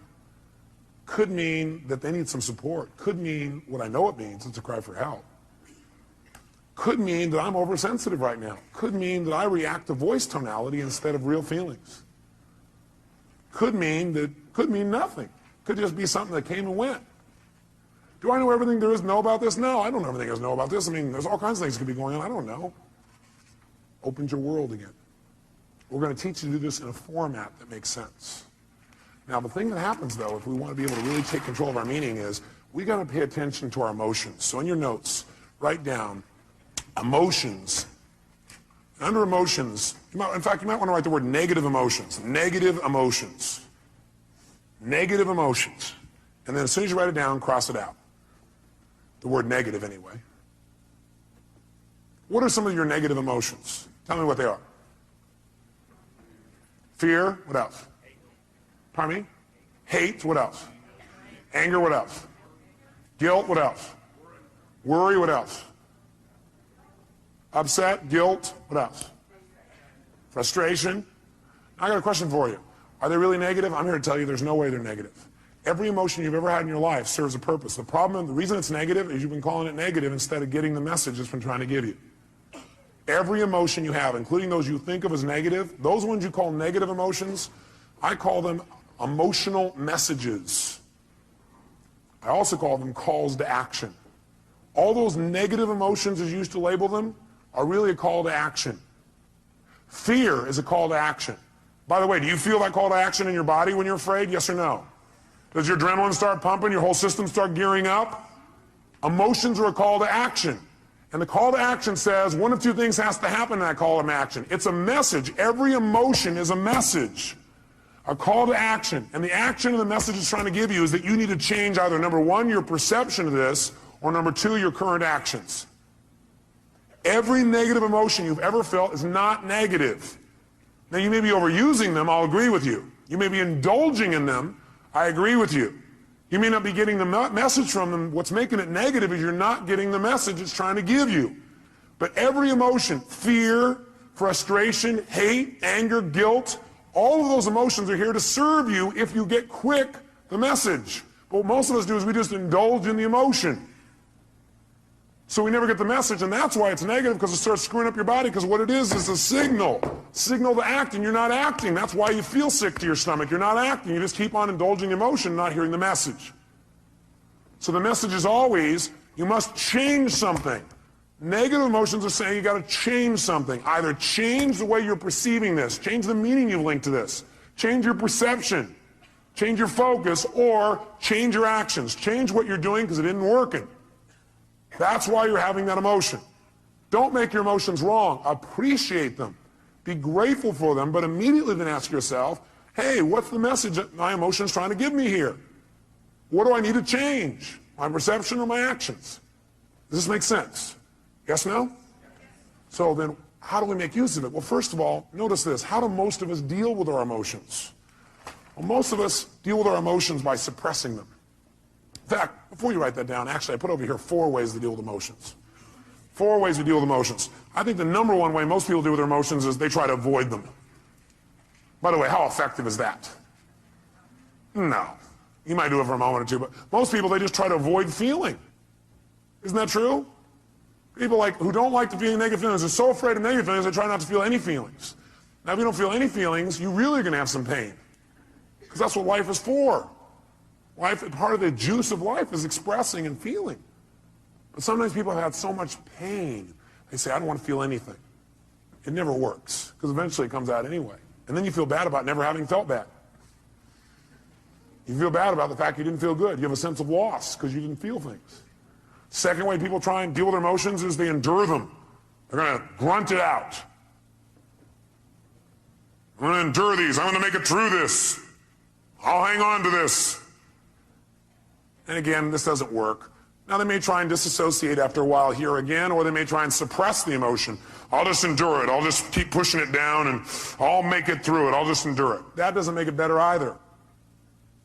Third way, what some people do, I don't know if you've ever seen this happen. I'm sure you've never done this. People compete to see who feels the worst. Some people do is they keep track of their emotions so they can share them with other people and compete. So somebody says, oh man, I feel like hell. Oh, you feel like hell. Let me tell you how I feel. You think you got a problem. Let me tell you my problem. You think you got the biggest problem. Check out my problem. It stands out to here. And people sit there and try and argue about who's got the worst problem. Right? Or the fourth thing that I don't have up there that I'd say, the fourth thing that people do is try and share their pain. Share their problem. They think, oh, I can get rid of my emotion by sharing it with others. So they try and get other people to feel bad too. That way we'll be friends. We can share in the pain together. We must love each other. Are these very intelligent ways to deal with your emotions, yes or no? No, you don't want to avoid them. You don't want to endure them. You don't want to compete for who's got the biggest and worst emotion. Try and make yours worse than somebody else's. You don't want to share them. Make them feel bad too.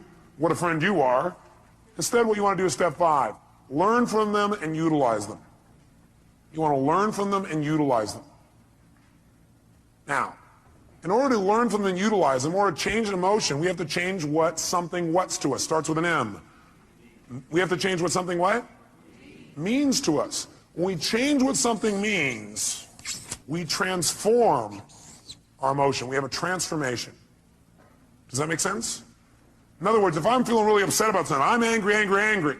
Do I have to communicate that to get off my anger? No, not necessarily. I'm angry because of the meaning I linked up. What if I change what it means in my head and I realize, hey, that's not what it means? Then will I feel angry, yes or no? Yes or no? If I'm really angry about something, I'm angry because of what I've linked up to it. I'm saying, well, I'm angry because they did that and that means this. But if I really analyze it and I look at it for a while and I go, God, that's a bunch of crap. It doesn't really mean that. Then I've transformed my feeling. Do I now have to go to that person and say, what you did made me angry? Yes or no? Yes or no? No, because I don't have that feeling. I truly don't have it. I'm not suppressing it. I've transformed it. Suppression, however, is when you keep the same meaning. That you keep the same meaning. You're upset about something and you keep the same meaning. You don't change the meaning. All you try and do is stuff the emotion. You try to pretend it's not there. That's suppression. So if you keep the same negative emotion, you don't change how you feel about it, you just try and pretend it's not there. That's suppression, and that's when you get in trouble. So our goal is not just to take things and not suppress them and just express whatever we feel, because if you just go express whatever you feel and you don't think it out, are you going to always communicate well, yes or no? No, in fact, you may say things later on you'll regret in the heat of the moment because you were in state. So what you first want to do is see if you can transform it, honestly and sincerely, and if you can't, then your goal is to get someone to help you to transform it. Go to the source and get the source to help you to transform this. So you know what? I felt this way about this. I made up this bizarre meaning. I know it's not true because I know who you really are. But this is the kind of crap I did in my head. Can you help me? I need to change this. Can you give me some more information or some feedback or help me to clarify this thing? Because I kind of screwed this up in my brain because I know that's not what you meant. But that's what I did inside my head. Can you help me out? Is that different than, you know something? The other day when you did this, I felt this, which, by the way, implies what they did made you feel something. Is that true, yes or no? Does anybody do anything and make you feel something, yes or no? Yes or no? Absolutely not. Absolutely not. Now, you have a right to feel the way you feel, but that isn't true that it's actually what made you feel that way. You chose to make yourself feel that way. You communicated that to yourself. So instead of saying, when you did this, that made me feel this, that's implying that somebody made you do something, and that takes responsibility away from the one person who can change your life, meaning you. So I request in the future this. Nothing wrong with any of that. What we want to do is enhance it. The way we want to enhance it is come from the place of, I'm communicating because I want to transform something, and I'm responsible, not them. You know, I need your help. I need your help. The other day when this thing happened, I used that to interpret that to mean this. And I know it's not true because I know who you are. I need some clarity. Can you help me out? I got to clean this up in me. Who's responsible? By the way, will they want to help you, yes or no? And by the way, what you're really doing here is making clear what you're really doing, which is you're doing a cry for help. Maybe not crying, you're making a request for help instead of crying. Make sense? And people hear this is a request for help. Do we want to help other people, yes or no? Especially us, we're all in the helping business. That's why we do what we do. That's the bottom line. So we're going to develop a format like this where we don't suppress, but we don't just express. Because you know what happens? If you just go out there and whatever you feel you express, what you really do is you vent. And then you make it right. Or you demand. See, venting and demanding does not make communication better in the long term. How many would agree with me on this? Okay? We want to go to a different level. We want to transform our communication. We want to transform what things mean to us. Now, here's what I want to be able to have you do. I want you to be able to take the emotions that you're experiencing and be able to deal with them quickly. So I want to give you 6 steps to changing or dealing with, not dealing with, but I guess utilizing is the right word. 6 steps to utilizing any emotions you feel that you used to call negative, which now I call emotional messages, or calls to what? Calls to action. Whenever you're feeling a negative emotion, which we're now going to call emotional messages, it's a call to action, and it's saying you need to change something. What do you need to change? One of 2 things. Repeat back. What are they? Change either number 1, your what? No, well, you would change your physiology, but if you are getting feedback right now, you're getting a negative emotion, that negative emotion's a message. It's saying you got to change either your perception or your actions. And your actions could be the way you're using your body or your focus or whatever. Change your perception or your actions. Now here's what happens when you get a negative emotion or now an emotional message. Number 1, you want to identify what the emotion is. So you're starting to feel negative things. You want to identify what is the emotion. Now when you identify the emotion, what the emotion is, like you're really upset. Ask yourself, well, what am I really feeling? Underneath this, you might write down the question, what am I really feeling? What am I really feeling?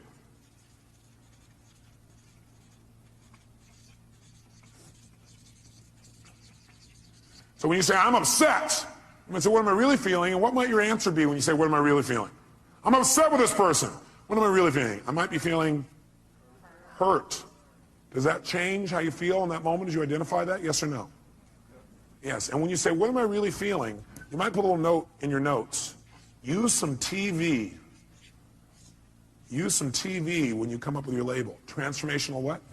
Vocabulary. So instead of saying, I'm destroyed, I'm devastated, I'm humiliated, you might say, I'm feeling a little bit hurt. Use TV and use what I call softeners. Softeners are the words like a little bit. So softeners and TV. Here's the second key. Once you've identified what it is, and by the way, usually it's going to be, I have a sense of hurt or a sense of loss. Almost all emotions will probably come down to that in most cases. Is that true? In most cases, not all. Second thing you do, acknowledge and appreciate the message it has for you. Don't deny your emotions. Don't avoid your emotions. Don't suppress your emotions. Don't make them wrong. Don't share them. Start by identifying what they really are and then acknowledge and appreciate the message it has for you.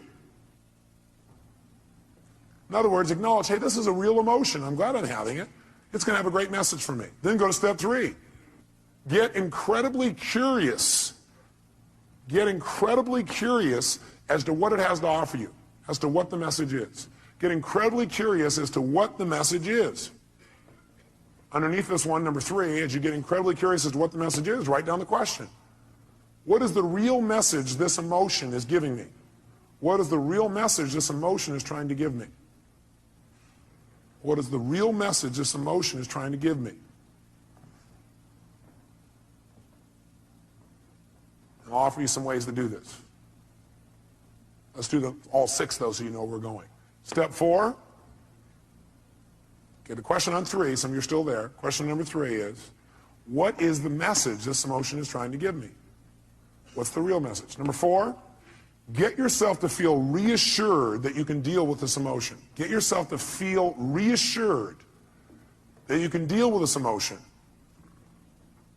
See, a lot of times the stress is, oh my God, how am I going to deal with this? So get yourself reassured you can deal with emotion. And the way you do that is remember a time when you've dealt with this emotion successfully in the past. Remember a time when you've dealt with this emotion successfully in the past. So if all of a sudden you start to feel depressed, that's a pretty negative feeling. I, first of all, would not call it depression. I'd say a little bit down. But the first thing you do is you go, okay, I'm feeling this terrible feeling. I start to feel depressed. Well, what am I really feeling? Well, I'm really just feeling a little bit down. Okay, great. You know what? That's great. I appreciate it. That's a message. I need to get curious. What is that message? What's the message this thing's trying to give me? And what depression's message usually is, by the way, is you need to reset your priorities. That you don't feel like you're in control. That you got too many things going at once. You feel out of control when you're depressed. So what you have to do is set some priorities and go do the first one on your list. That's what the message is telling you. You feel out of control. The way to get in control, reset your priorities and go do one thing and complete it. The minute you do, your self-esteem will go right back up. So that's a message. So what's the message it's offering me? And by the way, I'm going to teach you the 9 most powerful emotions that you probably experience, what their messages are. So you won't have to wonder about this. You'll know what they are.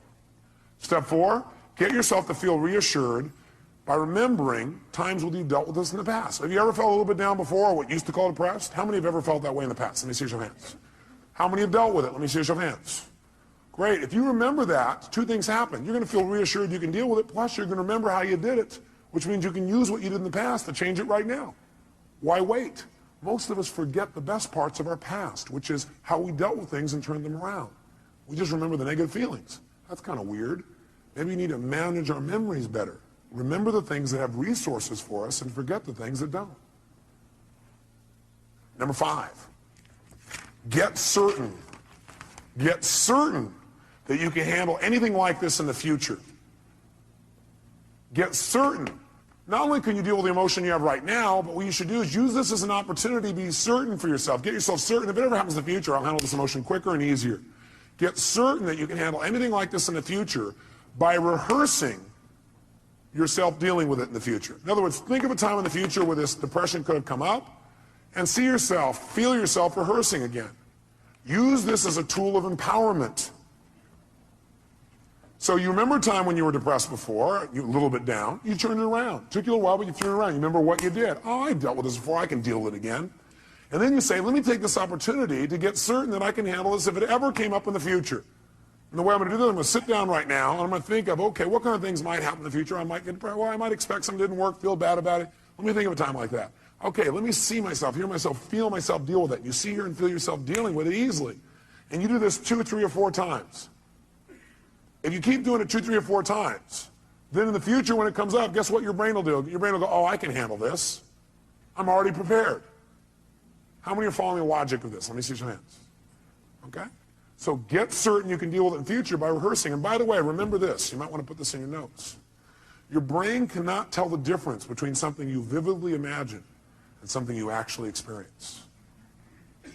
Your brain cannot tell the difference between something you vividly imagine, where you see it, you hear it, you feel it, you taste it, you touch it, you smell it in your mind, and something that actually occurs. If you doubt this, have you ever had a dream where it was so real you had every physical response to it? How many have had a dream like that? Okay, you can have a dream anytime you want, even while you're awake. All you have to do is rehearse something in your mind enough times, vividly enough, and it's real.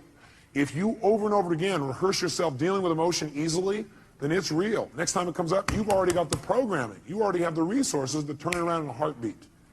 Then this emotional message, it's dealt with for the future, not just for today.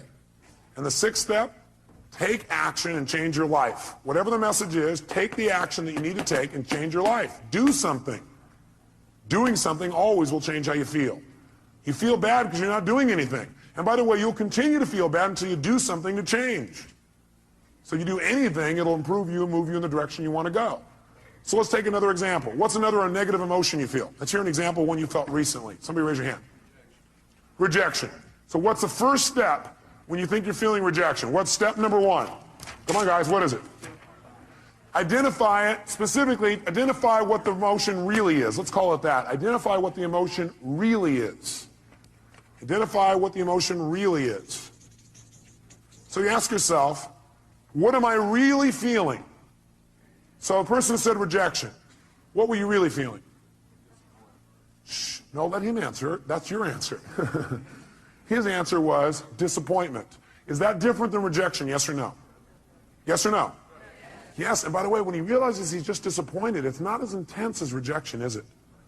What happened with one question? His pain just dropped. Still painful probably, but not anywhere near as intense. Am I false or true on that?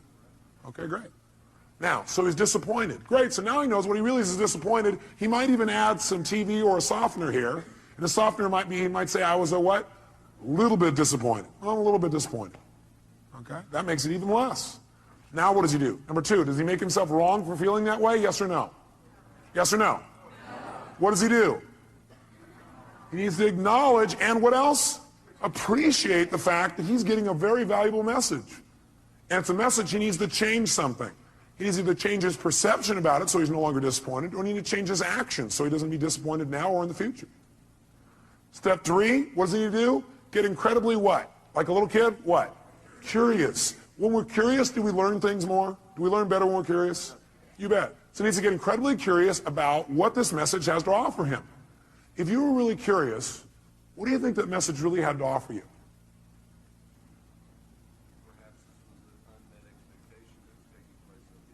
Perhaps this was just an unmet expectation that was taking place up here and it wasn't even reality. What's happening to his level of emotional intensity right now? How many see that it's dropping? Can you see that? Okay, it's dropping right now. You go, great. Can you remember a time? Next step is get himself what? What? Great. And the way to do that is get him to what? Remember a time when he's dealt with it. Have you ever been disappointed before and dealt with it? Can you remember a specific time? Can you turn it around, made it good? Can you remember a specific one? Think for a moment of time when you turn around and you made it great. You actually took it, made it to your advantage. Remember a time like that? How'd that feel? So you know how to deal with this, don't you? Well, I got a question for you. What did you do back then that changed it? He redefined the terms he was going to use. He changed his perception or his rules. Great. How'd that feel when you resolved it? So great. So when he goes to reassure this, two things happen in the reassurance. One is he sees he can deal with it. He sees and feels he can deal with this easily. And number two, he sees how. And number three, he remembers how good it feels to relieve himself from the feeling. So he remembers how good it feels to get rid of it.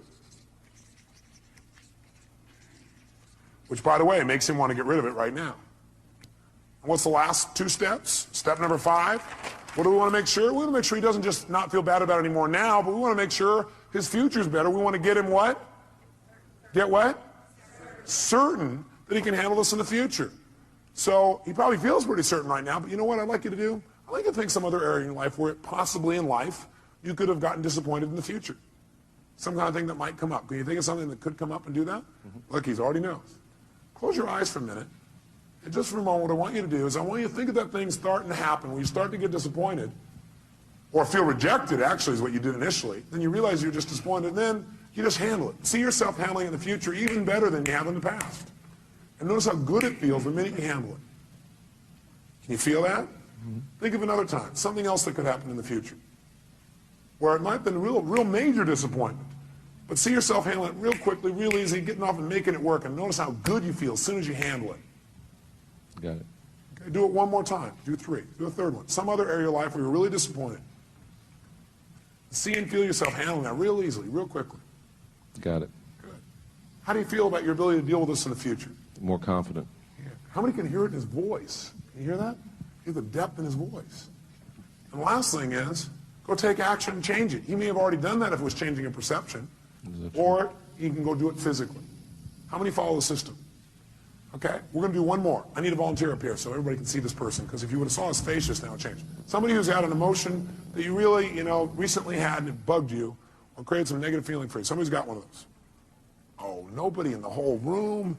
Oh, I don't want to be out there. I don't know what he'll do. Boy, all this people here are pointing to this guy here. Is that your staff pointing at you, Dr. Bob? Dr. Bob, give him a hand. Yes, indeed.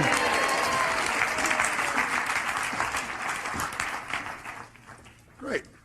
Here you go, sir. He's going to reward you guys for this later. He probably will, actually. That's right.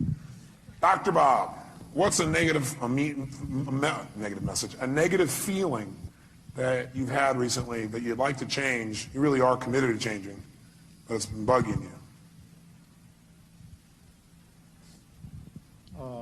Disappointment and rejection. Disappointment and rejection. Well, it seems a lot of that's going around. Must be catching. It's the rejection virus. People are spreading it. Okay, well, which one would you like to deal with? Or are they tied together? Well, actually, it's probably... What question did he just ask? For him to say, actually, it's, he's already done step 1. What's the question he just asked? For him to already say, actually, it's, what did he ask?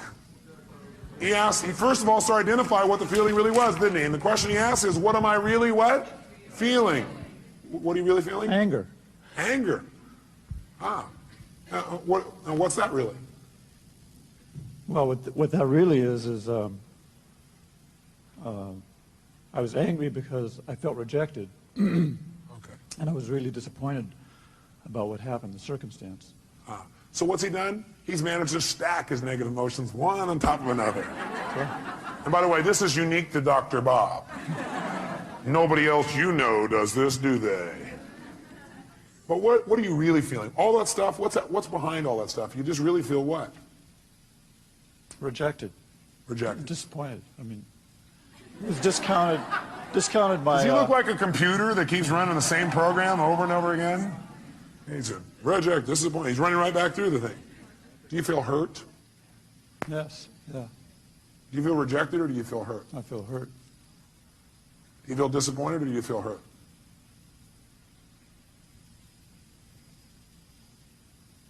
Or do you feel a sense of loss? A sense of loss. Do you feel rejected or do you feel a sense of loss? Sense of loss. Do you feel angry or do you feel a sense of loss? Sense of loss. Do you feel hurt or do you feel a sense of loss? Loss. What does it always come down to? Loss. Now we can call it whatever we want. Okay? So he's identified it. So, next question is, what do we want him to do? Should he feel bad about having those feelings, yes or no? No, you know what? These are valuable messages that are coming to you. They really, truly are. But what you should feel bad about is indulging in them and not using them. Not learning. You want to feel bad if you don't learn anything. Then feel bad. And then get tired of feeling bad and just decide to learn something. Because you can learn something as soon as you ask, what can I learn from this, right? So right now, instead of making them wrong, what I want you to do for a moment is really appreciate those emotions. Acknowledge the fact those emotions have a valuable message. And then immediately get what? Like a kid, get what? Curious. Get curious for a second as to what those messages really are. What can you really learn from that? What is that message really offering you? In other words, let's go back up to the first one you said, rejection. By being rejected or disappointed, what is that motion of rejection trying to tell you?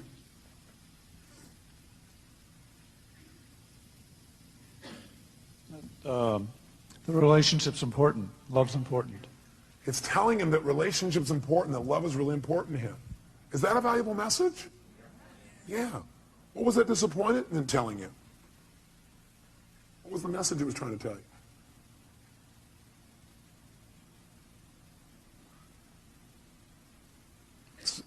Now, a person may say, I don't know. If you did know and it had a positive message, it's always telling you to change something. It's telling you to change your perception about something, or it's telling you to change your actions. So what is that emotion of disappointment telling you? To change what? What do you need to change? How I love. How he loves. Very interesting. In what way do you need to change how you love? How it's communicated, or shown. How it's communicated and shown. How do you need to communicate and show your love more effectively?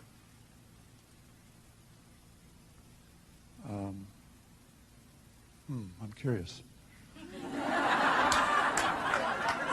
Is that better than feeling rejected, disappointed, and lost? Yes or no? Yes. Is this a powerful transformation in this man? Yes or no? Yes. Okay, good. So stay curious, because that's it. Instead of going, oh, I don't know the answer. We don't know the answer, and you're a little kid. What do? You get even more what? Curious. If you don't know the answer, don't go, oh, God, I don't know the answer by that time. I don't know how it feels. They go, I'm getting more curious. You have plenty of time, because curiosity is valuable. What would you get?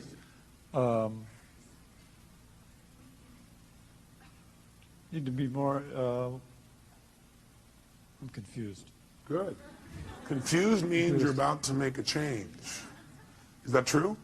See, when you know what things mean, you'll just keep doing it the way you've always done it. He was not confused when he went, I'm disappointed, I'm rejected, I'm frustrated. In fact, he kept doing it over and over again because he was not confused. He knew exactly how to do that. Now he's confused. His little brain's going, this little computer program's not working the same way. So, So the question always help him out with is, what do you need to change in order to no longer feel this? You need to change your perception or your actions or both. And what do you need to change about your perceptions? What do you need to change about your actions? You might want to write that down. Go ahead. So my actions should be different. I mean, if what I did didn't work, I need to try something else. That's right. So I need to communicate that differently, behave differently. Okay. How many hear what he just said? Did you understand what he said? He said what it's saying is, the way I communicated, the fact I got rejected is a message that love's really important to me, and that I need to change the way I'm communicating so I get what I want. Because obviously it didn't work, so I got to change my approach. Is that true? Is that different than I'm not worthwhile as a meaning, or they don't love me as a meaning? Yes or no? Huge difference in how he feels. Have you ever felt rejected or disappointed in the past and dealt with it really powerfully or really effectively? Yes. You remember a specific time? Yes. Okay, go back to that time. And remember how you dealt with it and how you turned it around and made it something positive. Okay. How'd that feel, first of all? Great. A sense of accomplishment. Yeah, that's right. And how did you do it? I took action. What did you do? Take action. How did you do that? What did you do? I started doing things differently. Oh, great. Expressing myself differently. Did it work? Yeah. Wow. By the way, what is this doing now? It's teaching his brain, if you do this, you're going to get pleasure. What you used to do gave you what? Pain. The brain is always trying to avoid what? And move towards what? He's teaching his brain right now. He's rewiring his brain a little bit here. Now, by the way, I keep using these computer metaphors, and I see some of you get pained when I do that. And I think it's because you think, oh, do you think I'm just a computer? No, I see you as a spiritual being who also has a filtering system. And that filtering system sometimes you allow to take control and keep you from doing what you do naturally, which is just love and appreciate other people, including yourself. Okay? So we got to deal with both sides. How it is, how we operate unconsciously, as well as who we are. We want to deal with how we operate so we can be more of who we are. Now, I'd like you to think about this for the future. First of all, you feel pretty good about you being able to deal with it right now? Yes. Yeah. And by the way, does he really look like he can deal with it now? Yes or no? So think about the future. I'd like you to think of some place in the future where you could have felt rejected or disappointed. Something that could come up that could cause you to feel rejected or disappointed. Okay. Okay? Close your eyes if you would, and see yourself using your skills and handling it 10 times better, quicker, more easily, turning it around right away. And feel how good it feels to turn that around. Okay. How does that feel? Feels good. Yeah. Can you do it? Yes. Easily or hard? I can do it. You can do it. Okay, great. So now I want you to do it. That's great. So now I want you to close your eyes, and I want you to think of another time where it would come up. Only this time I want you to do it easily. I want you, there are resources inside of yourself you haven't thought of before, and I want you to do it and even enjoy it. Turn around and make it happen easier and quicker. Okay. Okay, look at, if I ask him to do it, can he do that? Yes. Yes. I'm asking him a better question, it gives him better resources. Okay. Can you see yourself handling it quicker and easier in that one? Yes. How does that feel? Great. How many see the difference and hear it in his voice? Great, let's do one more. Think of something else that could come out in the future where you could have felt rejected, disappointed, but now, heck no, you handle it really easily, real quickly, just like this. Okay. Have you already done it? Mm-hmm. Done. He's getting a little faster at this, isn't he? He's got some experience. How do you feel when you do that? Super. Super. Look at him. Look at his face. Now, if someone were to say, I'm going to reject you now. Thank you very much. Give him a hand. Thank you very much, sir. Thank you.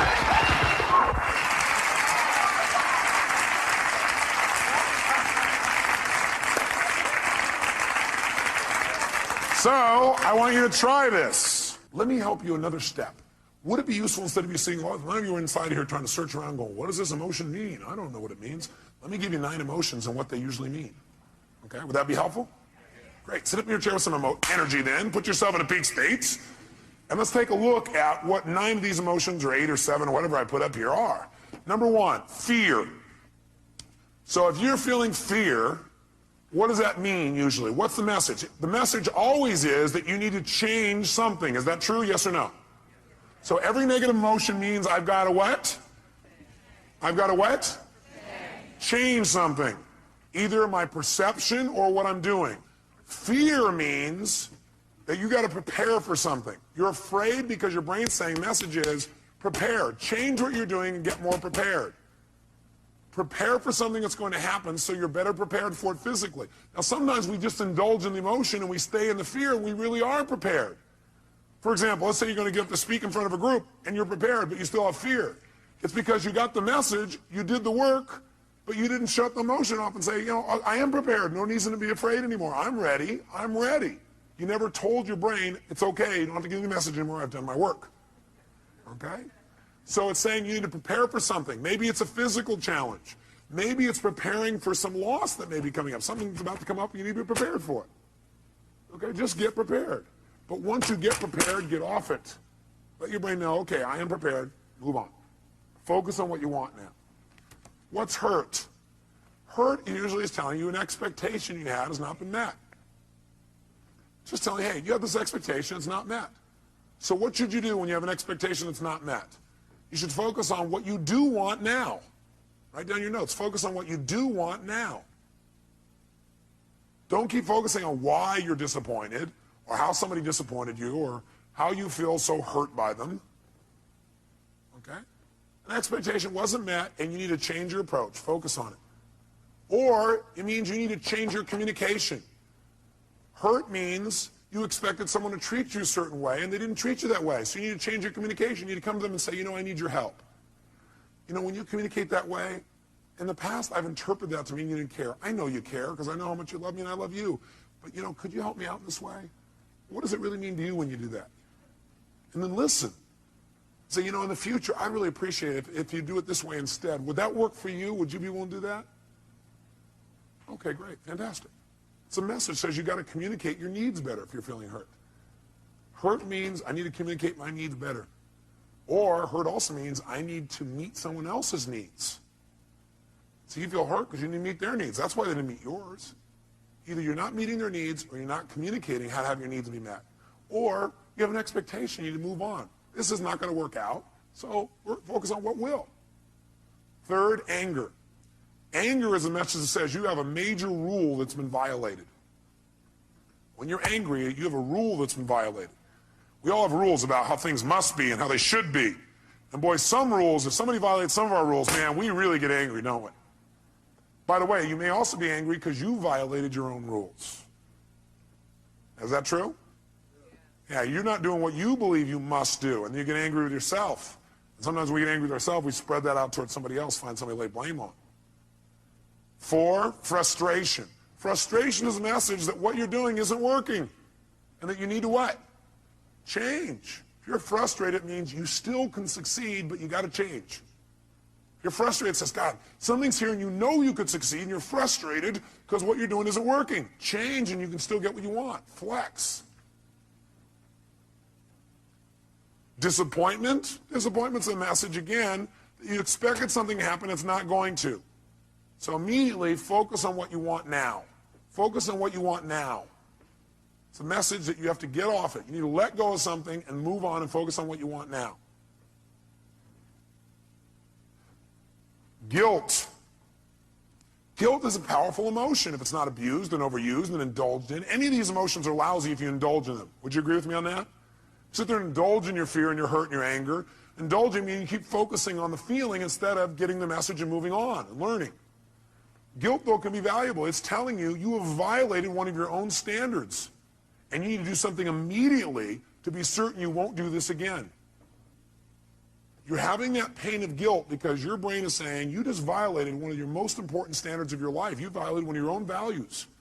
And you're going to keep getting this pain until you make yourself certain you're not going to do this again. But you know what some people do? They just keep going back and feeling guilty about what they did in the past. The message is saying, get clear you broke your own rules and commit no matter what, you're not going to do it again. Make it clear, be certain you're not going to do it again, and your guilt will go away like that. Because that's the purpose of guilt, to make sure you don't violate your standards and make sure you do it well in the future. Could your standards be unreasonable? You bet.